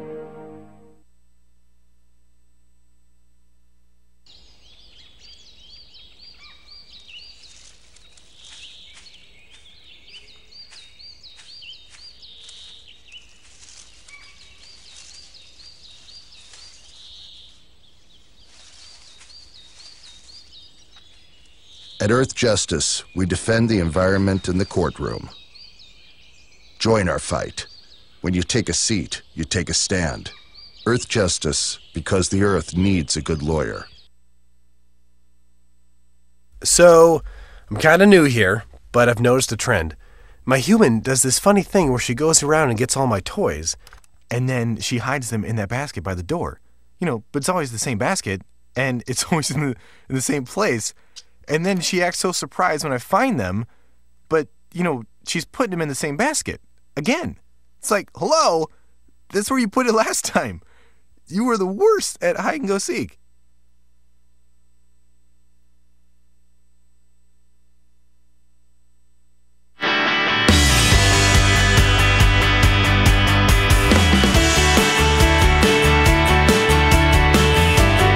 Connect with The Bill Press Show on Twitter. Follow us at BP Show and tweet using the hashtag WatchingBP. This is The Bill Press Show. First Lady yesterday making a big announcement about new nutrition labeling, hopefully showing up in a supermarket near you. We will talk about the importance of these nutrition labels and what will actually be required with Tara Culp-Ressler from Think Progress in the next segment of the program. Wanted to bring up to date on something we've been talking about, the latest on e-cigarettes. At the White House briefing yesterday with Jay Carney, I decided to raise this topic because I was curious now that the FDA is about to rule on whether e-cigarettes should be treated as a tobacco product and therefore taxed, and therefore you can't advertise for them, and you can't smoke the e-cigarettes in bars or restaurants.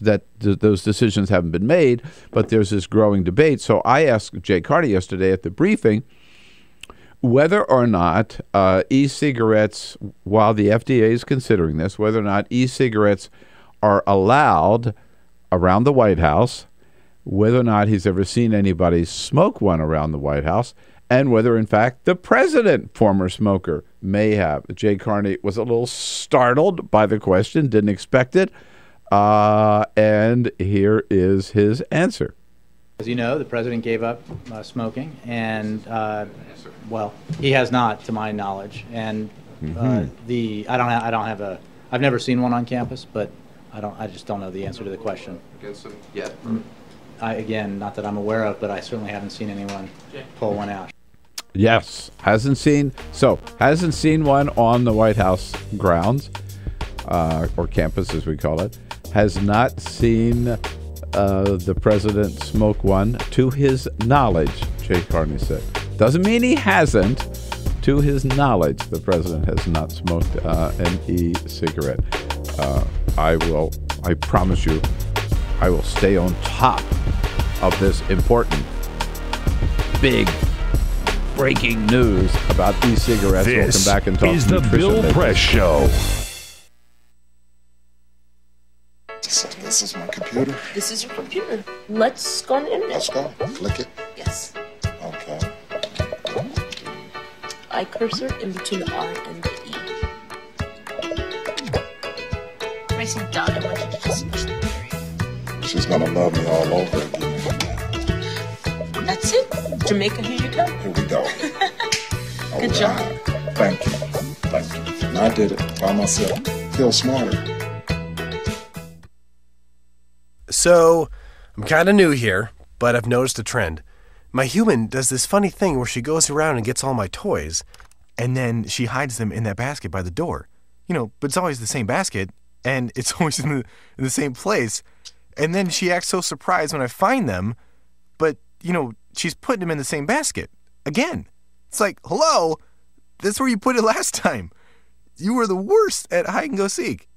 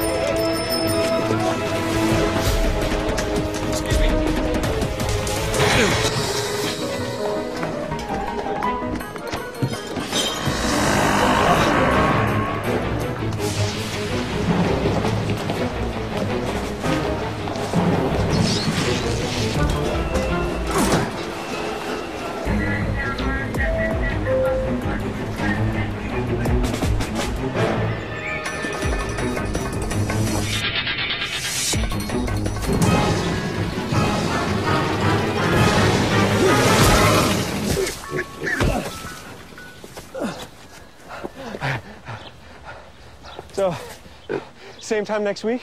Well, of course. Put away a few bucks, feel like $1 million. For free tips to help you save, go to Feed the Pig.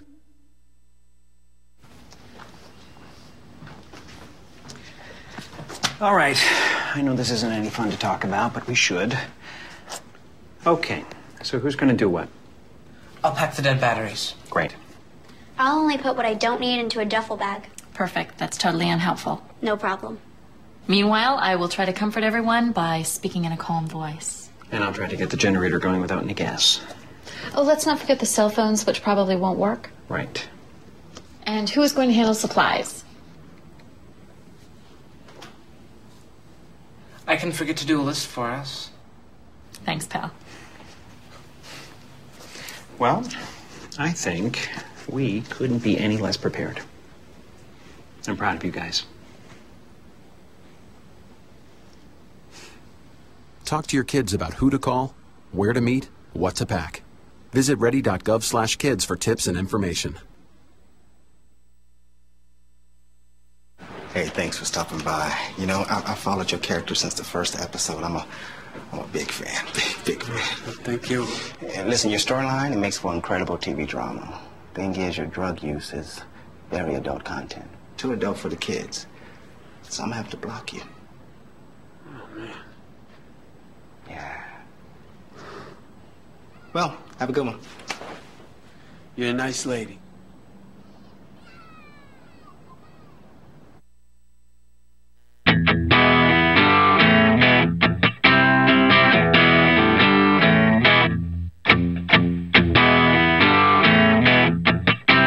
On your radio, on TV, and online. This is The Bill Press Show. 33 minutes after the hour. Friday morning, February 28th. Great to see you this morning. Thanks for joining us. And thanks to our sponsors, the American Federation of Teachers, this hour.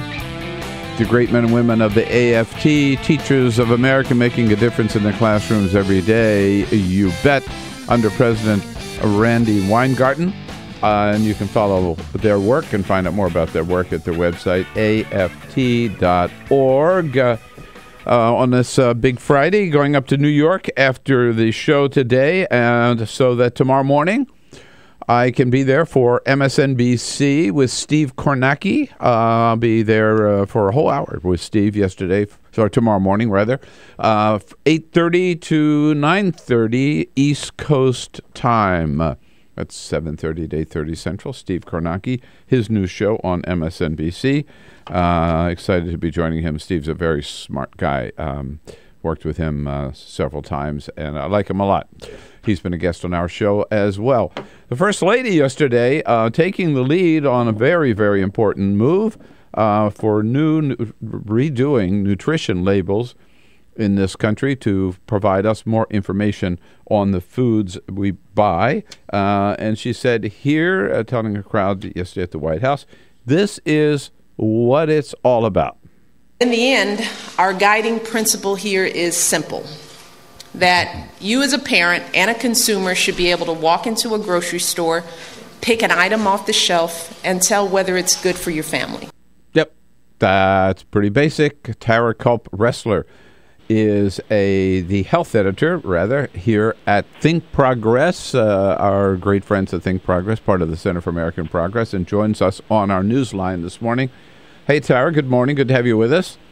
Good morning. Good to be here. Thanks for having me. Why do we need new nutrition labels?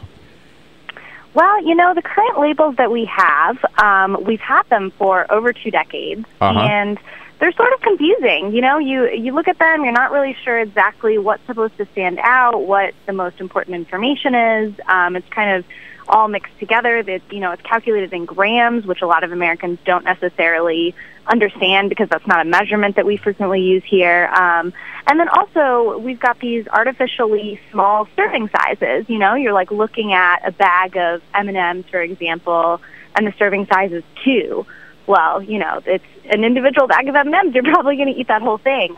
So when you're looking at the nutrition label, a lot of Americans also aren't necessarily doing that math to, multiply all of those lines by 2, by 3, by whatever, is the accurate serving size that they're actually going to eat.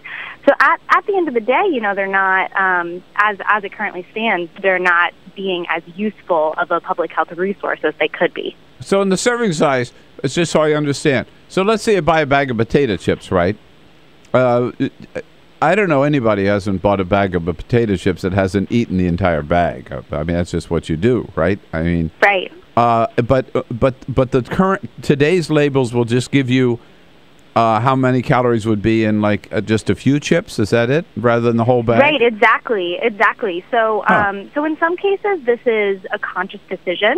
These are food companies who don't necessarily want to say that, you're going to eat this whole product and it's going to be 600 calories.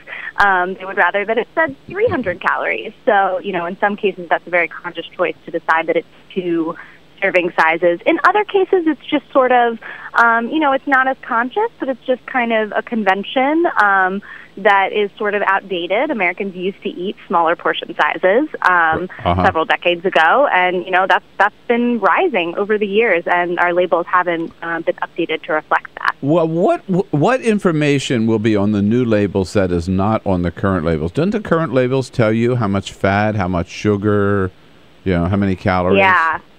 That's right. So, the main difference with the new label is, a stylistic difference. The calories are going to be displayed in a larger way. The servings are going to be displayed in a larger way, and they're going to be moved up to the top. But there is also going to be another line that we don't currently have.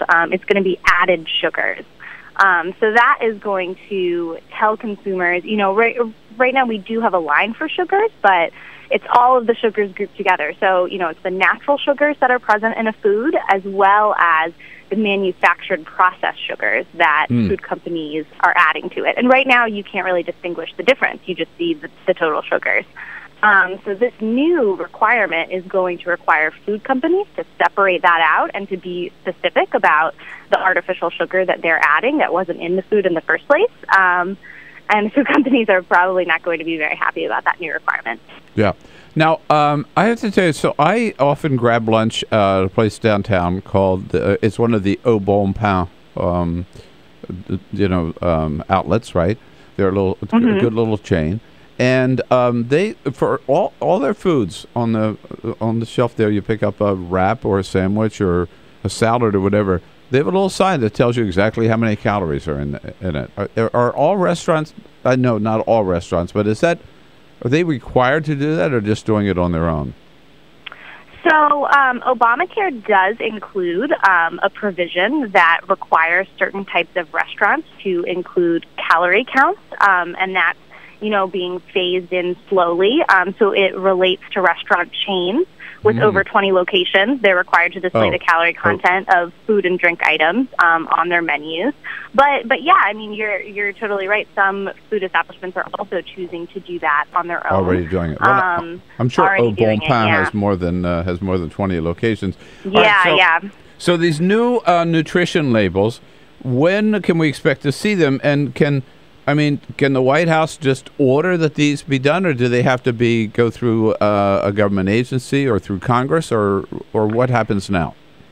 Yeah, so that's actually, that's a great question. And, it's exciting, obviously, to see the First Lady making these kind of announcements and unveiling these new proposals. Yeah. That's really exciting. There was a lot of news coverage yesterday, but it is important to remember that Michelle Obama and the White House can't do this unilaterally. They can't wave a magic wand and all of a sudden change our nutrition labels. This does have to go through a pretty rigorous and, sort of slow FDA process.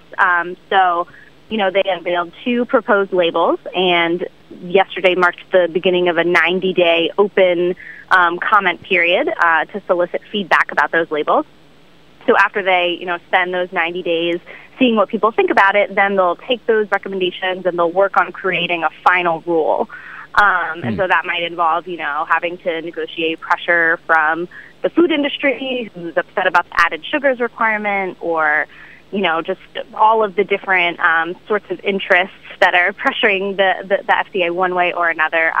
The agency will have to sort of take all of that and decide how to create a final regulation, and then after the final rule is published, food companies will have up to 2 years to start implementing it. So there will be kind of a grace period, rolling it out slowly, because, it is going to cost money for food companies to make sure that they're coming in line with this and updating their labels. And so, we probably won't start seeing this until 2016 at the earliest.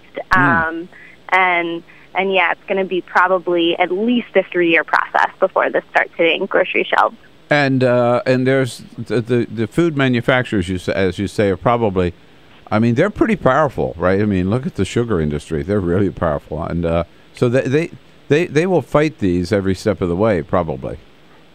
Yeah, that's sort of what it seems like right now. Yeah, obviously, you've seen the food industry, really fight tooth and nail against any kind of additional regulation, whether that's trans fats or sodas, or they don't want more government oversight. And they have sort of been cautiously optimistic about the FDA's new labels. They've been saying things like, we just hope this is based on the best possible science. We hope the FDA has done a cost-benefit analysis because it's going to be very expensive. But the nutrition experts out there are definitely predicting that the new proposal is going to be pretty controversial. All right, so this is just the beginning of it, but it's very, very important. We ought, at least, I like what the First Lady said, that the real goal here is to make sure that people have the facts, right, so they can make intelligent, informed choices at the supermarket about what they buy and what they don't buy, based on whether it's good for them and their families. Absolutely. That's what it's all about. Absolutely. At the end of the day, it just, it shouldn't be a mystery what we're putting into our bodies, and you shouldn't need to get out a calculator when you're standing in the cereal aisle trying to figure out whether you should buy something. Exactly. Okay. Hey, Tara, you guys are great. I think progress on top of everything. That's why we wanted to turn to you for your information on this. Thanks so much for joining us this morning. Oh, thanks so much for having me. Tara Culp-Ressler is the Washington health editor at Think Progress. You know what it is. thinkprogress.org. So she works for Igor. Okay, there you go. And when we come back, we love on a Friday having a chance to bring you our favorite sound clips of the week, and we will do that next. This is the Bill Press Show.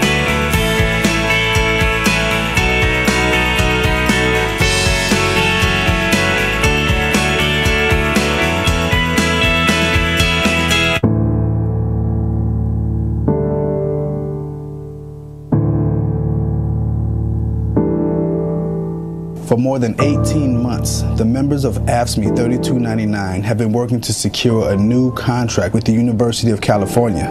With workplace injuries at UC skyrocketing and government fines related to safety deficiencies at UC hospitals skyrocketing, Local 3299's top priority has been safe staffing at the workplace.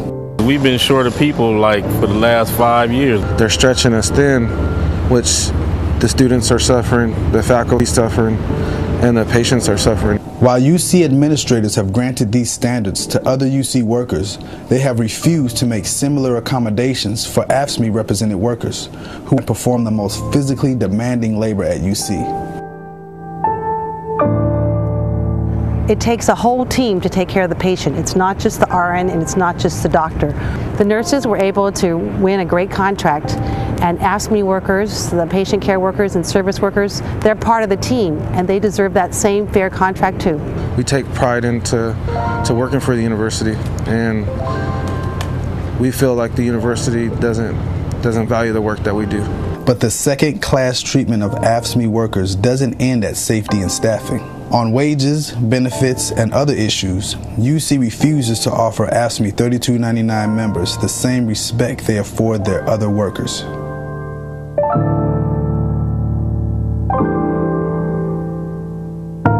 I have 3 jobs because what the university pays me is just not enough to make a living for my family and myself. 99% of service workers in the UC system make so little money that they're eligible for at least some form of public assistance. At the same time, the number of executives in the UC system that have crossed over into making at least $250,000 a year has more than doubled since 2008. The University of California has long been a beacon of hope and progress for those struggling for dignity and fairness. With such a proud history, it is disturbing to see the leadership of the university treat its lowest paid workers like second-class citizens. All workers at the university deserve equal treatment.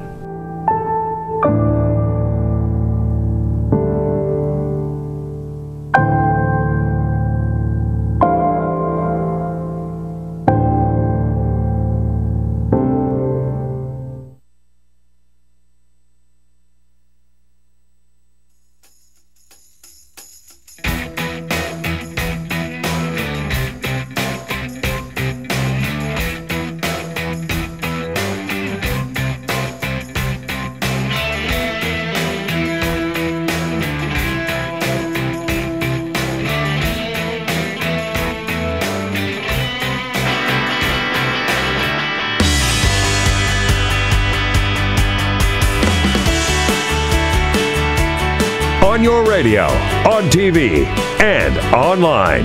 This is The Bill Press Show.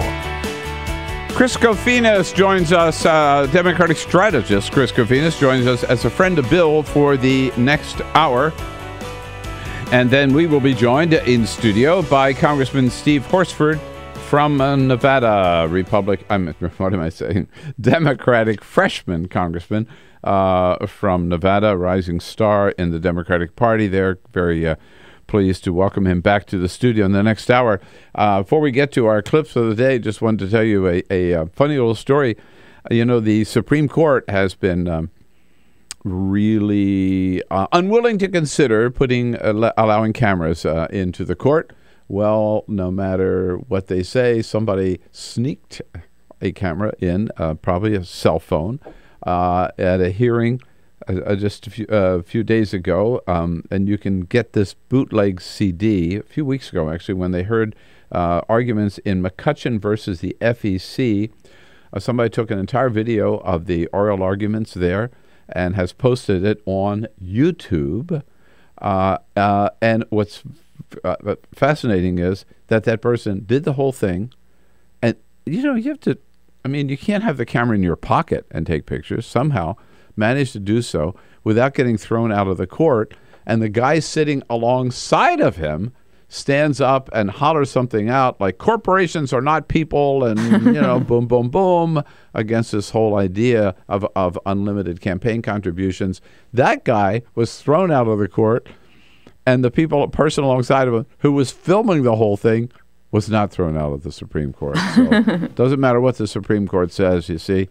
There are going to be cameras in that courtroom. And yes, it is Friday, and We love to bring you up to date. You remember some of these favorite sound bites of the week. Here are our 5 favorites. Start at the bottom, work our way up to the top. Whatever you say about Canada, they have a great ice hockey team, men's ice hockey team, and they have very, very loyal fans. How far would the Canadian fans go to follow their team? We found out in Sochi. Number 5. Just another dominating performance by Canada. It was great to see all the Canadians there. I mean, you could have a hockey game in the North Pole and we'd all show up and watch it. It was fantastic. Yeah. Canada is the North Pole. What do you mean? That's where they live, right? Of course they'd show up at the North Pole. That's where they are.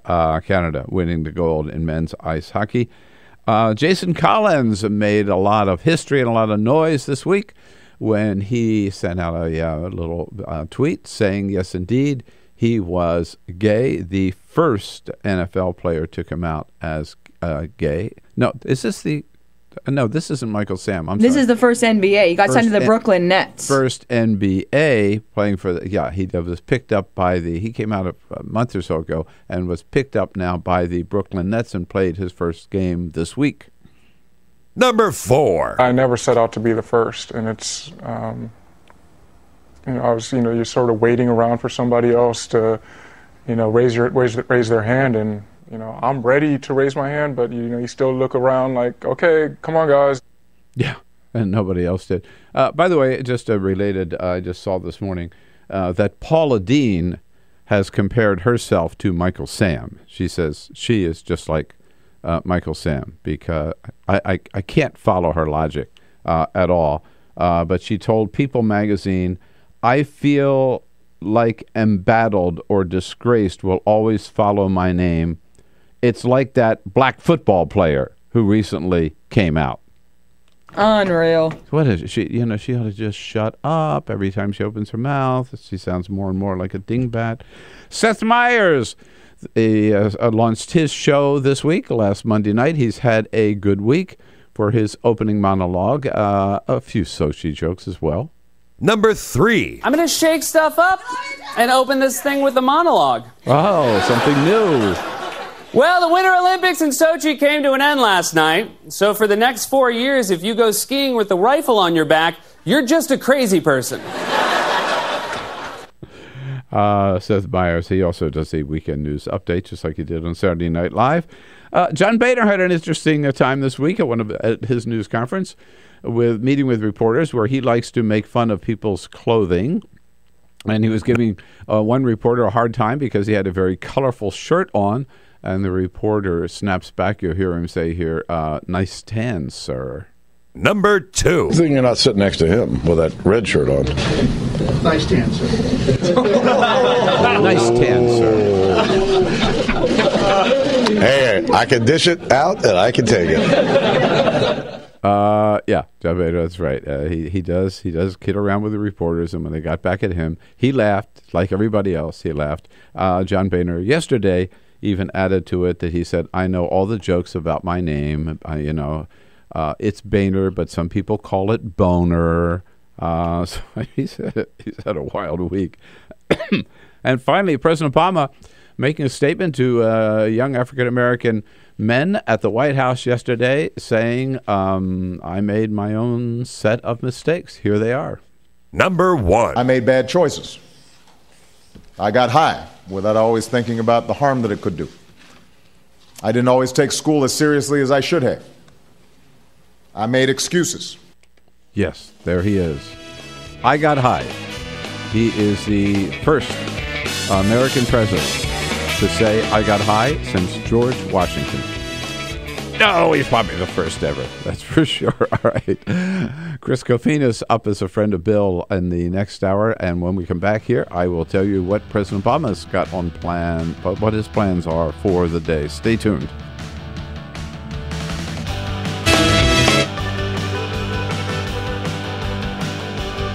This is the Bill Press Show.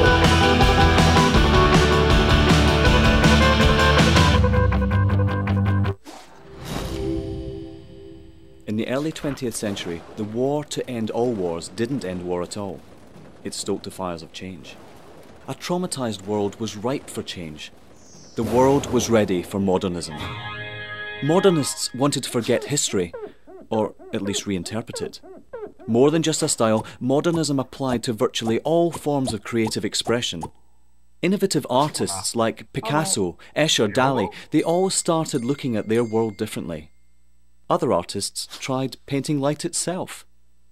These were the Impressionists. Surrealists went a bit further. We had entered the age of the isms. Cubism, symbolism, futurism, constructivism.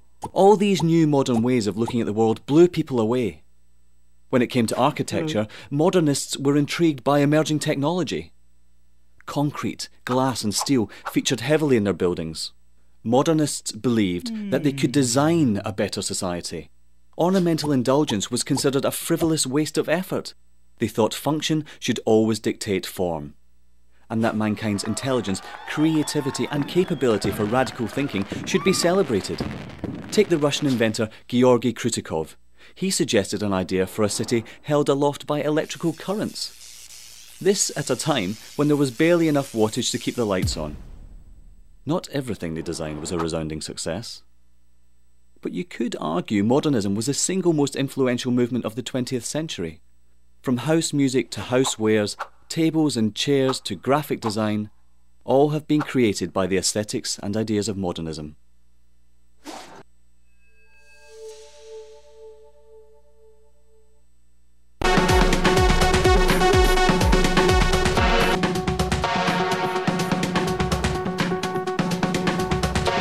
All right, get ready. Fasten your seatbelts because hour number 3 is coming up. We're sorry to lose you on Free Speech TV, but you've got the big option of going over to our video stream at youtube.com/TawkrTV, TawkrTV.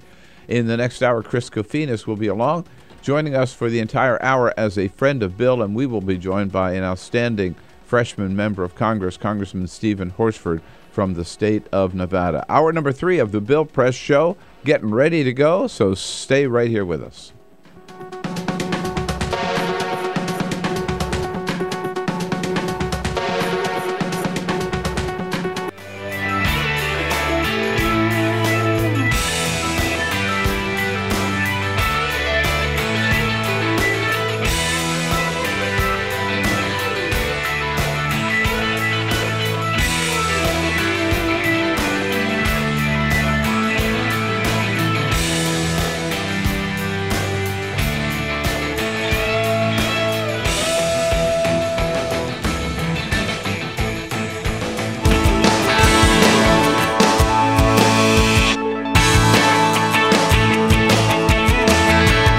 Seen on Free Speech TV and online on TawkrTV. This is the Bill Press Show.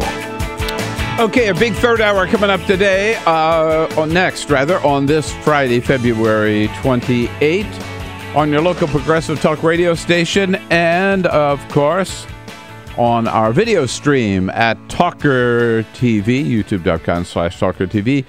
Chris Kofinis, Democratic strategist, will be here as a friend of Bill for the entire hour. And we will be joined by a freshman member of Congress from Nevada, Congressman Stephen Horsford. And President Obama got a lot on the plate today. Something for a first-time ever event at the White House. First of all, he gets the daily briefing this morning at 10 o'clock. And then he will be hosting this afternoon a White House Student Film Festival in the East Room. The White House, about a year or so ago, put out an invitation for students to come up with some kind of inspirational short films, and the winners are going to be presented at the White House this afternoon. Late this afternoon, the president speaks at a meeting of the Democratic National Committee, the DNC meeting here in Washington. That's over at the Capitol Hilton. And we have our press briefing today with Jay Carney at 1 o'clock. This Back with is Chris the Bill Kofinis, Press Show.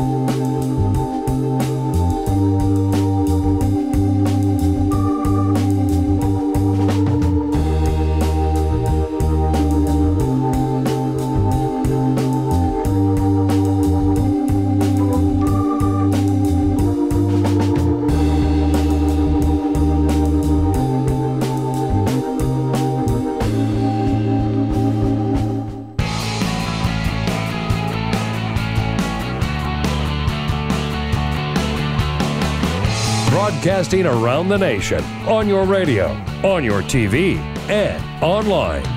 This is The Bill Press Show. Oscars this Sunday. Watch out for 12 Years a Slave. You got it, I think. Best film, #1. Take it from here. You heard it here first on The Bill Press Show. This Friday morning, February 28th. Great to see you today.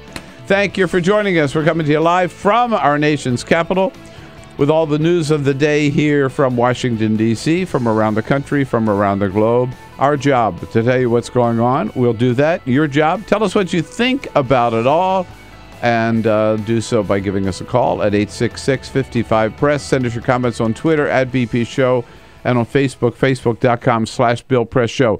We're coming to you on your local progressive talk radio station. Good to be here as your progressive morning show all across the land.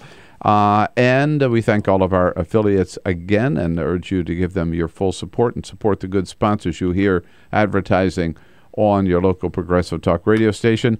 And you can catch us on our video stream worldwide, all around the planet. If you've got a electronic device, you can join the video stream, TawkrTV, TAWKRTV, youtube.com/TawkrTV. And joining us to help us through the news of the day, here he is, our good friend, Democratic strategist Chris Kofinis, in studio with us. Chris, how are you? I'm good. Here's a friend of Bill. I'm telling you. Yes, it's been too long, and I'm proud to have you as my friend. Thank you, I appreciate it. It's been. I don't think I've been on for a while. You guys have not figured out how to move the studio to my bedroom. Or yeah, right. So it would make it easier for you to get down to your here. basement, so you could just roll down the stairs. That'd right? be even exactly. better. I did break a few speeding laws to get here, I just want to say. So President Obama had a very important, very powerful event at the White House yesterday. My Brother's Keeper, where he launched this, and I want to talk with you and Congressman Steve Horsford, particularly at the half hour about this. But the president said something I don't think any president in history has ever said, uttered 3 words no other president has uttered. Here's the president. I made bad choices. I got high without always thinking about the harm that it could do. I didn't always take school as seriously as I should have. I made excuses. Can you think of Thomas Jefferson or... And look where he ended up. Or Lyndon Johnson or, I don't know, Richard Nixon saying, I got high? No, but it's a great admission. Yes, don't you think? It is. It's a very human moment. People can identify with it. Yeah, absolutely. But the irony of ironies is he ended up pretty well. He sure did. Yeah. That's right. I know a few friends that didn't get high that didn't end up well. Right. The message is, right? In fact, makes me wonder, maybe I should have gotten high when I was in college. Don't tell me you didn't. Well, let's not even have that discussion. My parents may be listening. So Chris is here for the whole hour as a friend of Bill, and again, Congressman Steve Horsford will be joining us a little bit later, and we will get right to the news of the day. Chris, let's start with this is the 5th anniversary. Yes. Of the Tea Party. They had a big meeting yesterday at the Hyatt Regency Hotel.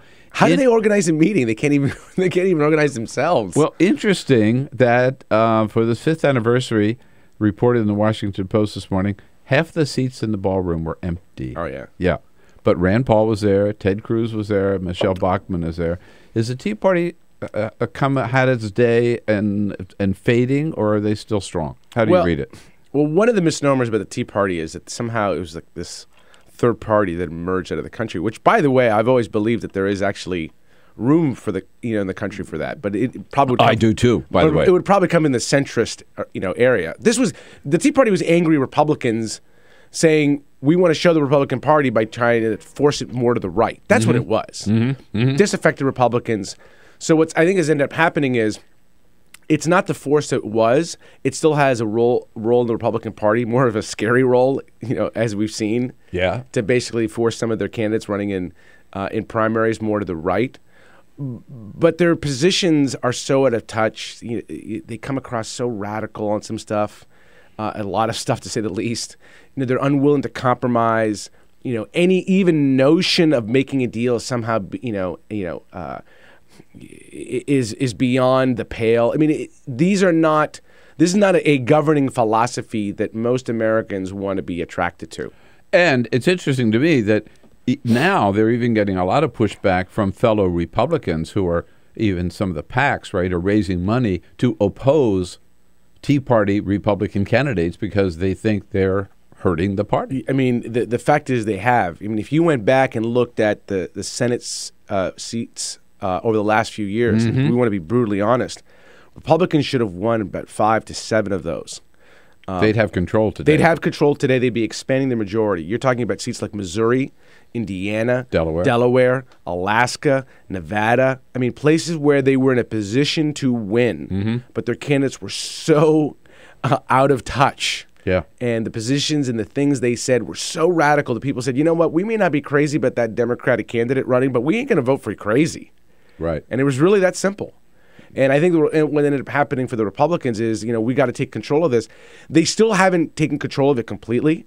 And if you want to see this thing erupt again, wait till the presidential.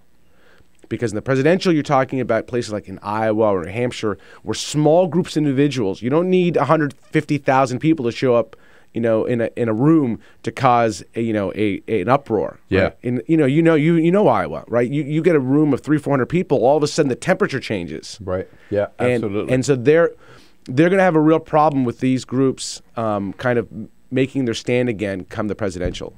Now, speaking of extremist and radical, let's talk. Yeah, where's Peter, by the way? Let's talk Arizona. Yes. Arizona. All right, good. I mean, why did it take Jan Brewer so long moderate voice to veto this legislation, which, I mean, I would hope that she might have even, when it was pending in the legislature, would have said, no, come on, this is wrong. You do that, I'm going to veto it. But she took it seriously, like she really considered. And I think it's partly because she's clearly afraid of her base in that state. It is shocking to me that this is legislation that is actually being proposed in multiple states. Yes, right. Right. Now, in most of those states, it seems to be going nowhere, thankfully. For whatever reason, it was able to pass in Arizona, which is a scary statement on the state. But it was, I think, listen, unfortunately, you're never going to be able to kind of we're living in a democracy, and that's a great thing. And you're going to have people with even views that we may despise or dislike, and that's part of the process. But I think what people I think can be proud of is how many people came out very vocally, very passionately against this across like the spectrum. There were Republicans that came out against it. Let's be honest. John McCain, Jeff Flake, Mitt Romney. Right. And there were obviously Democrats across the board. And then the corporate arena, people came out, and corporate actors tend to be very hesitant about stepping into the political arena, and they came out very forcefully. Sporting teams who don't usually go out there and make political statements came out very forcefully. So I think that's a good thing.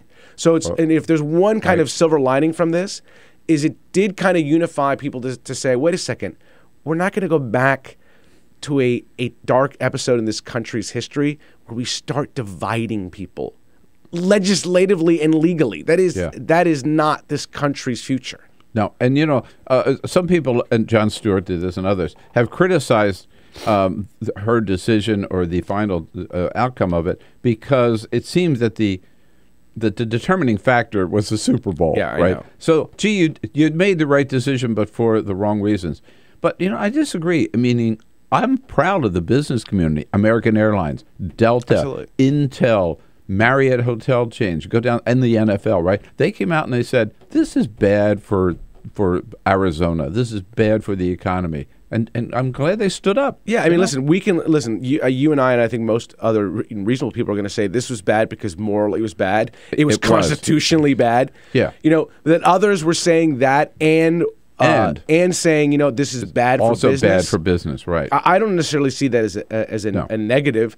To me, it gave a breadth to the opposition of this. Yeah, which was good. So it was both morally repugnant and bad for the economy. Right, and by the way, now think about what that says for the country that we've come this far, this fast. I mean, I teach on Fridays at Georgetown, my poor students, and I talk about this. How I use this example about gay rights and gay marriage. I'm not that old, and neither are you. That 10, 15 years ago, not even. The notion of gay marriage being legal in even liberal states. Oh yeah, no. It wasn't that long ago where it lost in Maine, for goodness sake. Right. It wasn't that long ago that the LGBT community itself was saying, leaders were saying, no, let's not push this gay marriage because the country will never go there. Right. Or it will be years and years and years before the country goes. And then it has moved so fast in the opposite direction. Yeah, and I think part of that, I would say a large part of that is technology and the ability to kind of connect disparate voices. I mean, another obvious, I think, big part is the country has moved in a progressive direction. There is obviously going to be passionate differences on a lot of issues, but I think on certain ones, especially as the country and the kind of evolves, has come to terms with the fact that let's not try to divide the country further on things that don't make sense. If people love each other, let them get married, and we move on. Here's the only question that I have today. To me, it's a race. And I'm not sure which one is going to win. It's a race between legalizing pot and legalizing same-sex marriage. Which one will hit first in all 50 states? I think same-sex marriage. Yeah, it'll be marriage. Yeah. Listen, but they're both moving fast down the track. They're moving fast, but the legalizing marijuana is going to hit bigger walls. Yeah. That has some other complications. Yes. Right? Yeah. It does. All right. Now I have to talk to you, get your take on my pet peeve of the day. Oh, all right. I have a few. It's called minus 3,000 weather in D.C. for the umpteenth day. I know it is cold, but come on. Cold? Yeah. Just put another layer of underwear on or something. I saw a penguin committing suicide in front of the studio. What are you talking about? All right, so I'm part of the White House press corps. I go to the briefings every day. How fun is that, by the way? I go to the briefing yesterday. All right, the briefing is 45 minutes. Here you are. Yeah. This is it, right? This is the cream of the crop, right? This is as good as it gets in the media world to have the White House beat. You got the press secretary, the spokesperson for President Obama, for 45 minutes, usually only, right? Every word counts. In the 45 minutes yesterday, 4 different reporters, top flight reporters asked the same question. And the question was, it looks like both Hillary Clinton and Joe Biden might run for president in 2016.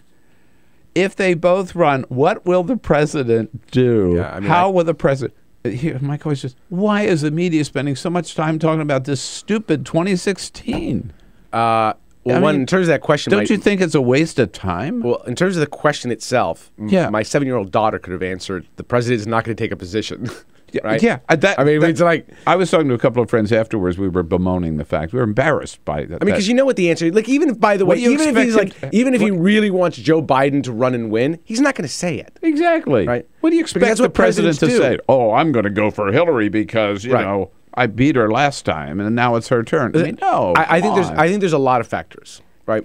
I think one, there is a second term kind of boredom that kicks in regardless of who the president is. You know, you covered them, you covered the angles, and you covered the stories, and you covered the trips, and you want to move on to the next sexier angle, right? And that is, I think, you know, Hillary. Yeah. Another part is, you know, there's been like groups like Ready for Hillary and others that have popped up, you know, that are pushing this earlier than ever before. Yes. And kind of, you know, put it out there. And I think the other part is kind of like, it's almost kind of expected that she's going to do it. Like, I don't know if she's going to or not. And if she does, obviously she's going to be incredibly formidable, to say the least.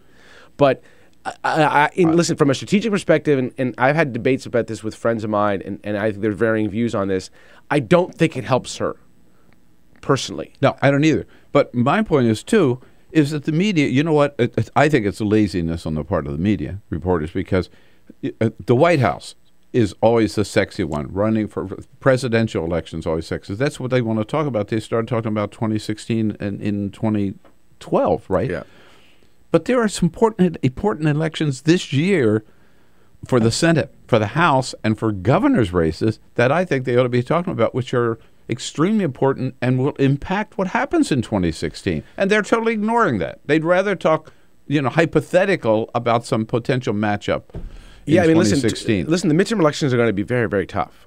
Yeah, I mean, that's just being honest for Democrats. For right? Democrats, yes. Yeah. Yeah. Now, how tough? Historically, if you by historical measure, I don't know. It's going to be really difficult, I think, to match the historical precedent, because in the House there's just not enough seats up. Yeah. Right. But in the Senate, it is possible that we lose the Senate. And so there's a lot of factors. There's some races I think we can win or steal, like even like in Kentucky or Georgia. Right. But right now, if you look at, for example, the New York Times poll that just came out. Yeah, I was just going to say, hold that thought, because I want to ask you about this New York Times poll. I clipped it just because so you like that, how you were thinking? You like that? No. And the headline is, GOP, though deeply split, has the election edge. We'll talk more with Chris Kofinis about this. Join us here. Peter's not here, so you can take his seat. Well, by the way, Peter's never looked better. Never looked better. 866-55-PRESS is the number. This is the Bill Press Show.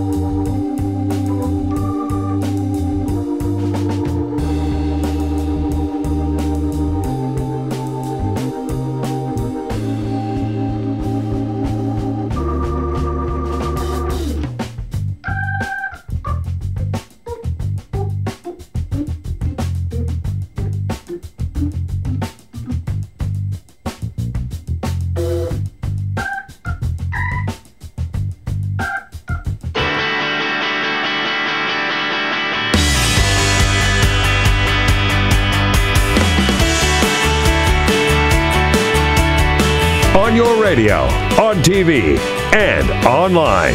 This is The Bill Press Show. 26 minutes after the hour, Congressman Stephen Horsford from Nevada joins us here in studio, us meaning me, and our friend the Bill, Chris Kofinis, Democratic strategist, this hour. So, I don't get this, Chris. The poll shows, as we know, Republican Party is really split. We just talked about that. Yeah. Tea Partiers and the centrists, and then just the moderate conservatives, if you will. And they're fighting over all kinds of stuff. And yet, this poll shows that people say 42% of Americans say they'll back Republicans in November. 39% say they'll vote for Democrats. So Democrats have some challenges, right? 2014. Yeah, we have some real challenges. Now, here, let's start with the good news. Okay. Right? The good news is that our opposition is the Republican Party, and they're right? fractured. And they tend to have a tendency the last few elections, to say the least, where they shoot themselves in the foot and then decide to kick themselves in the head after they do that. Right, so that gives us a bit of at least I think hope that we can pull some races out and actually make it more competitive. But if you look at it, if you look at history, that's not a good sign. History tends to be very tough on the incumbent party in the sixth year of a second term presidency. Right. So that they tend to lose. I think the average is 6+ seats in the Senate, if I remember correctly. So right there, and right now we probably have, I'd say, we're in the range of 4 to 6 as potential losses. It could be a little lower. Right, I don't know if it gets a little higher, and it depends on whether we could pick up some stuff. There's a lot of factors. I think what's complicated this, what's made this really bad, and again, if we want to be real, I think real to the point about it is how we have, I think, communicated the Affordable Care Act, whatever you want to call it, the Obamacare, the flaws in the sense of the bad rollout, the bad website. And since then, some of the changes and stuff like that, there's a way to, I think, to talk about it where we should have embraced the fact that we're trying to fix this and make it better. And I think the mistake we tend to have is kind of minimize it. We've got to leave it right there. Congressman Steve Horsford joins us next. Stay tuned. This is the Bill Press Show.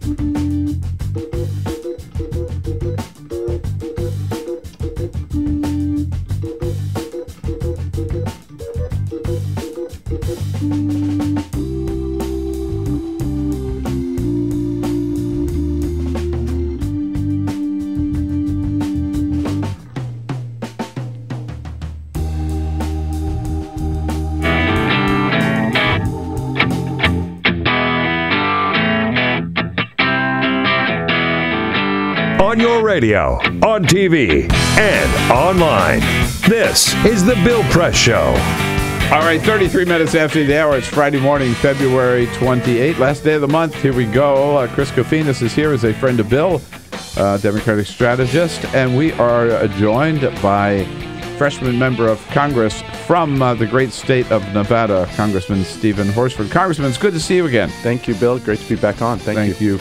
Thank you for coming in. Yesterday, a big event with President Obama at the White House, a very personal, for him, a very powerful statement that he gave to young African-American men. The initiative is called My Brother's Keeper.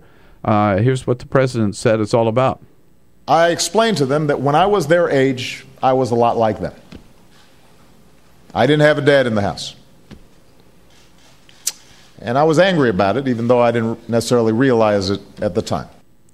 But he's done pretty well.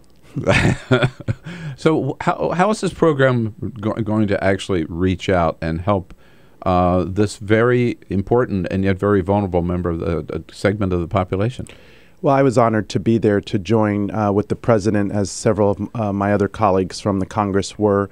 And like the president, I didn't grow up with my father in the house. My father actually was shot and killed when I was a young boy, and I was raised by a single parent and kind of had to be the head of my household at a young age as well. And so that is the reality for many young boys of color in our country.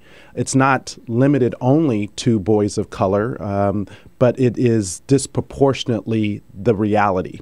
And so what the president talked about yesterday was, first, the need to make sure that every child has a good start and a strong foundation by focusing on early childhood education from a very young age. The need to make sure every child can read and is literate by the third grade, because their life chances of graduating improve significantly when they can read by the third grade.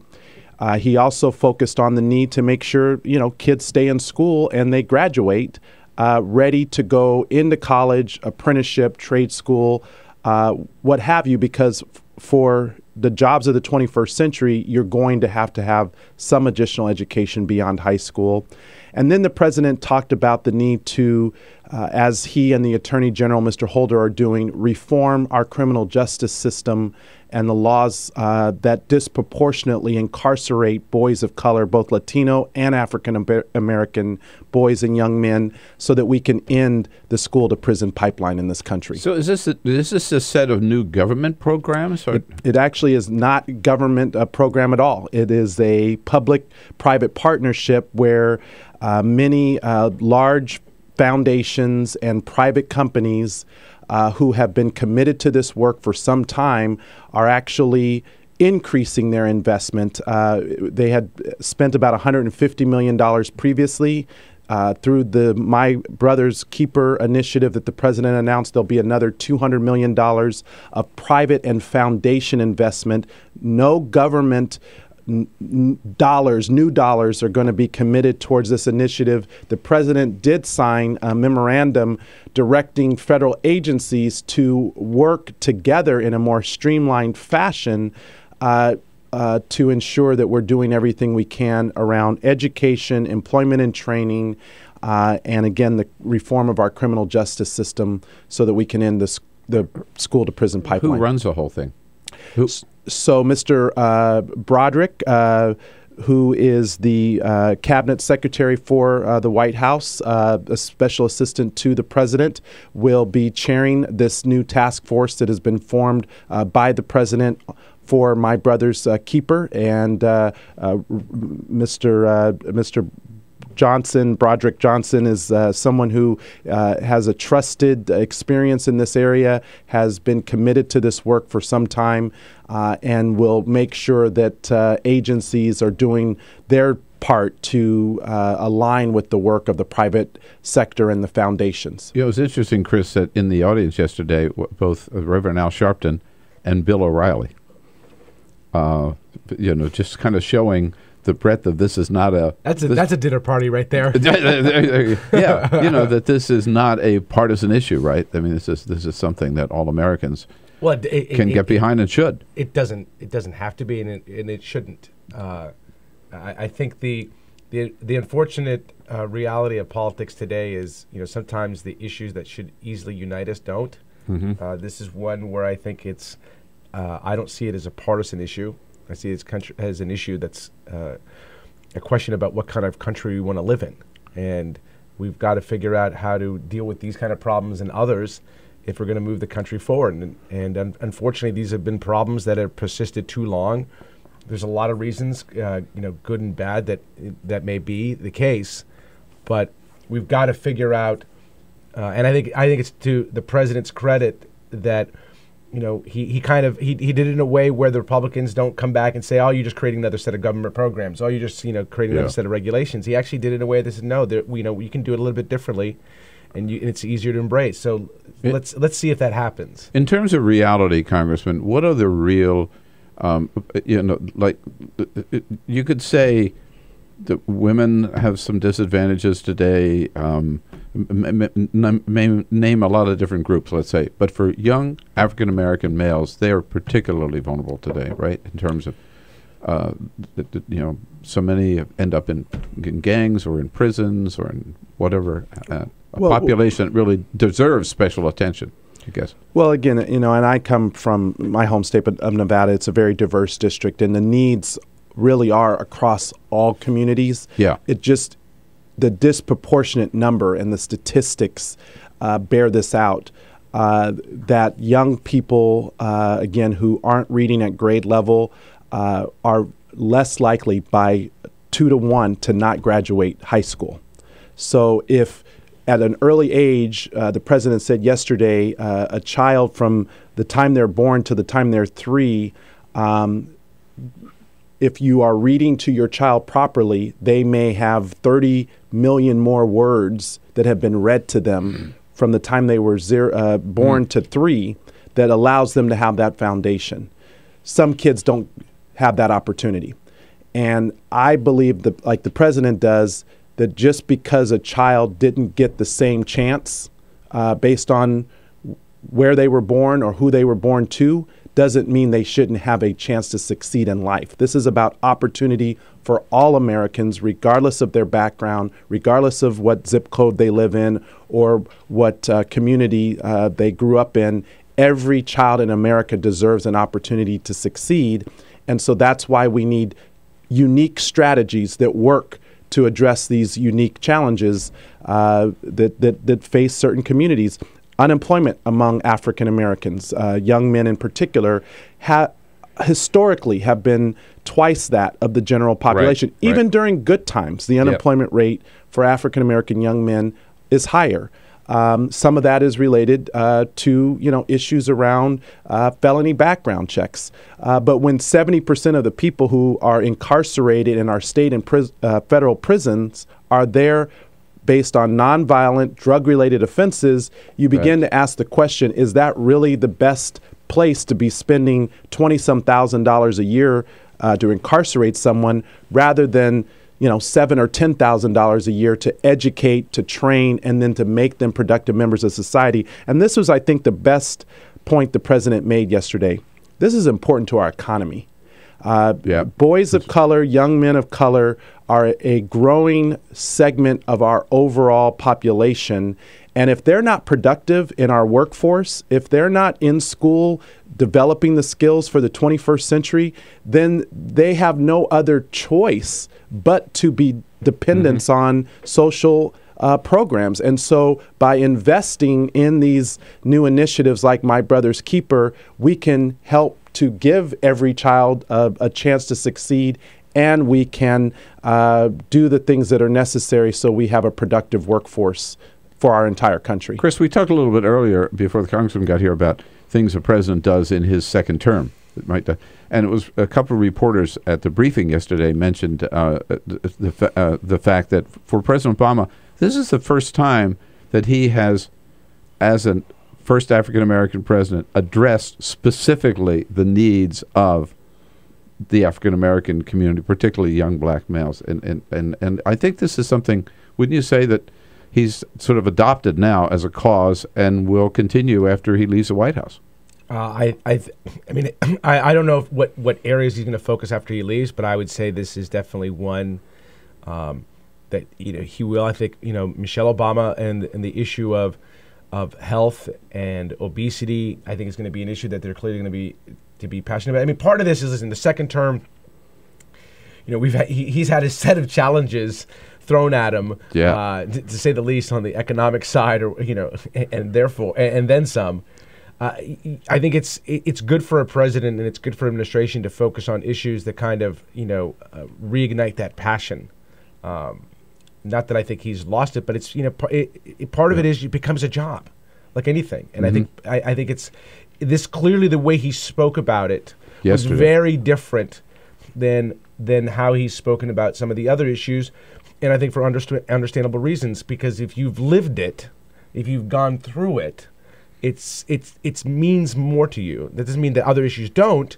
Right. But there's clearly more of an emotional connection here, and I think that's why he spoke the way he did, and why he thinks this is important. I was just thinking how powerful it must have been for those young men and boys and men in that room to see Barack Obama, the President of the United States, standing there, and for his delivering that message meant more important than anybody else could possibly do so.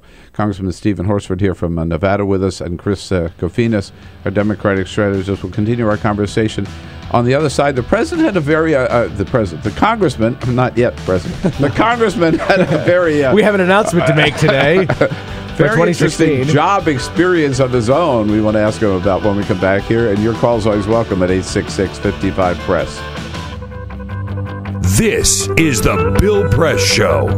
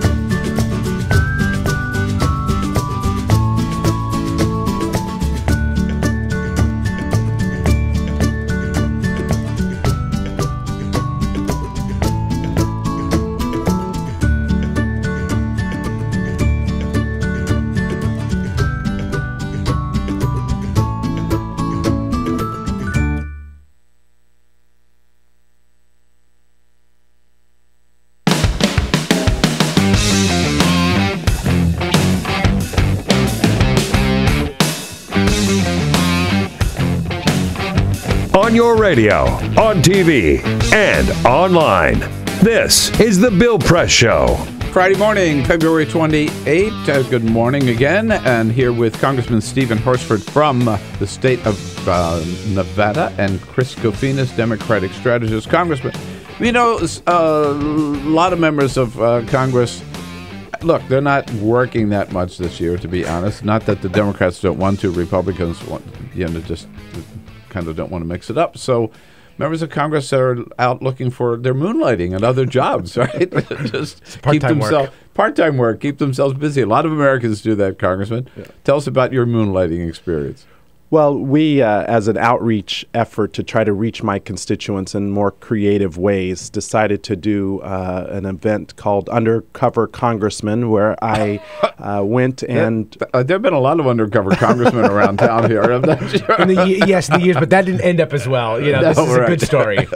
This is back in the district, actually talking to constituents. But we suited up, went out and worked as a driver with UPS, a local business in my district. They employ over 400 employees in my district alone, some 2,000 employees in the state of Nevada.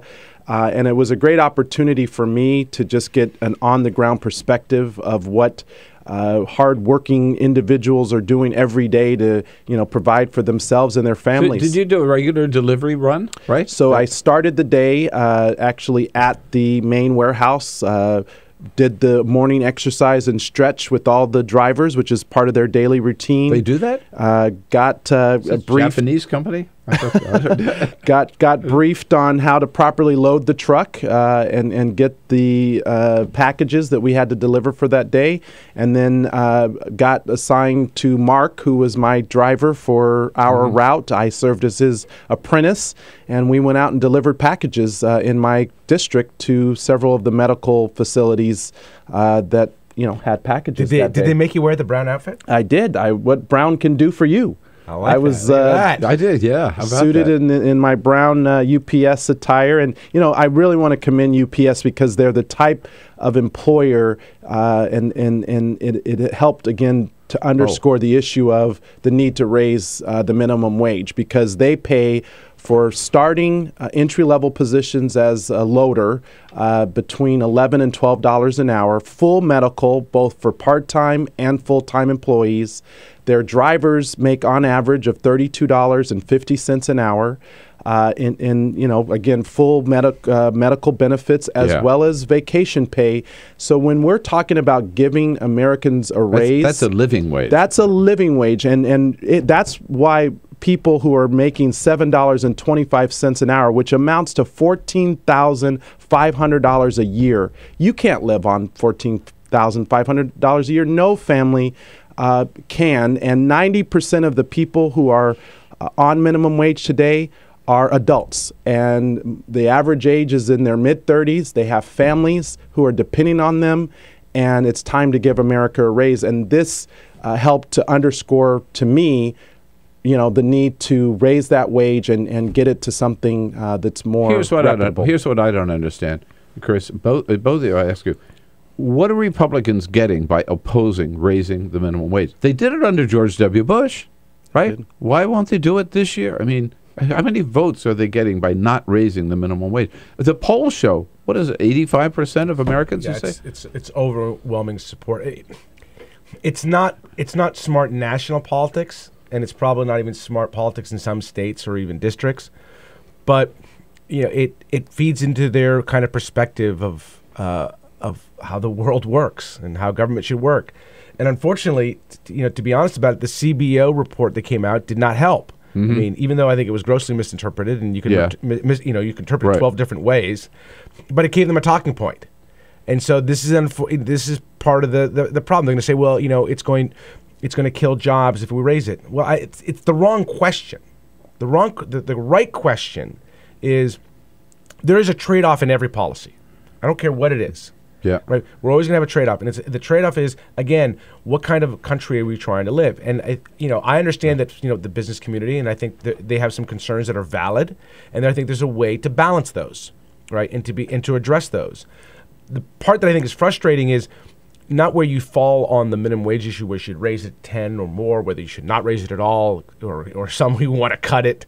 It's how are you not even be willing to have serious negotiations to figure out some kind of compromise? Yeah, and they won't.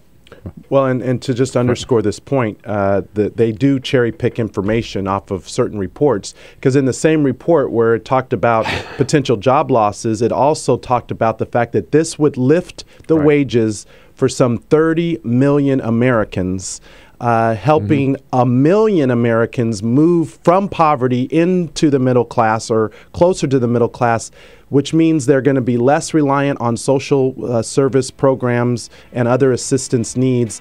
And when people have more disposable income, they go spend money. And that is what is the engine of our economy. And, you know, until Republicans in Congress understand that it's the middle class that grow this economy from the middle out, they are going to be out of touch and disconnected from the reality. So what's the next undercover job? Well, we'll have to find out the next time he's on, because we're. Oh. But so the truck's waiting for you out front, Congressman. Here, get your brown suit to go do some votes on the Hill. All right. The Republicans may not be working, but I am. All right, Congressman. So great to see you. Thanks for coming. Chris Kofinis is always fun, man. Come back anytime. And we'll be back and we'll wrap things up here on this Friday morning. This is the Bill Press Show.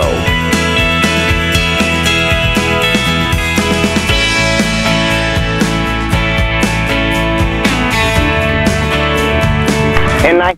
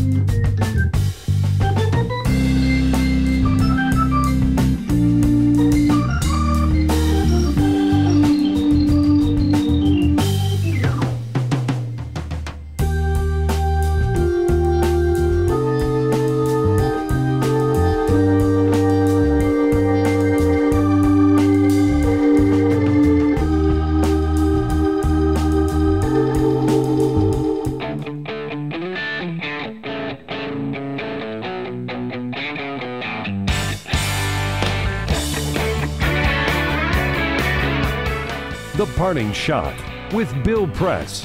This is The Bill Press Show.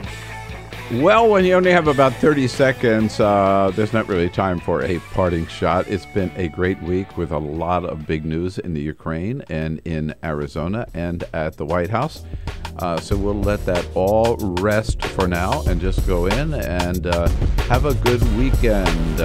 Make all the most of it. Relax, kick back, and then come back and see us again Monday morning. This is The Bill Press Show.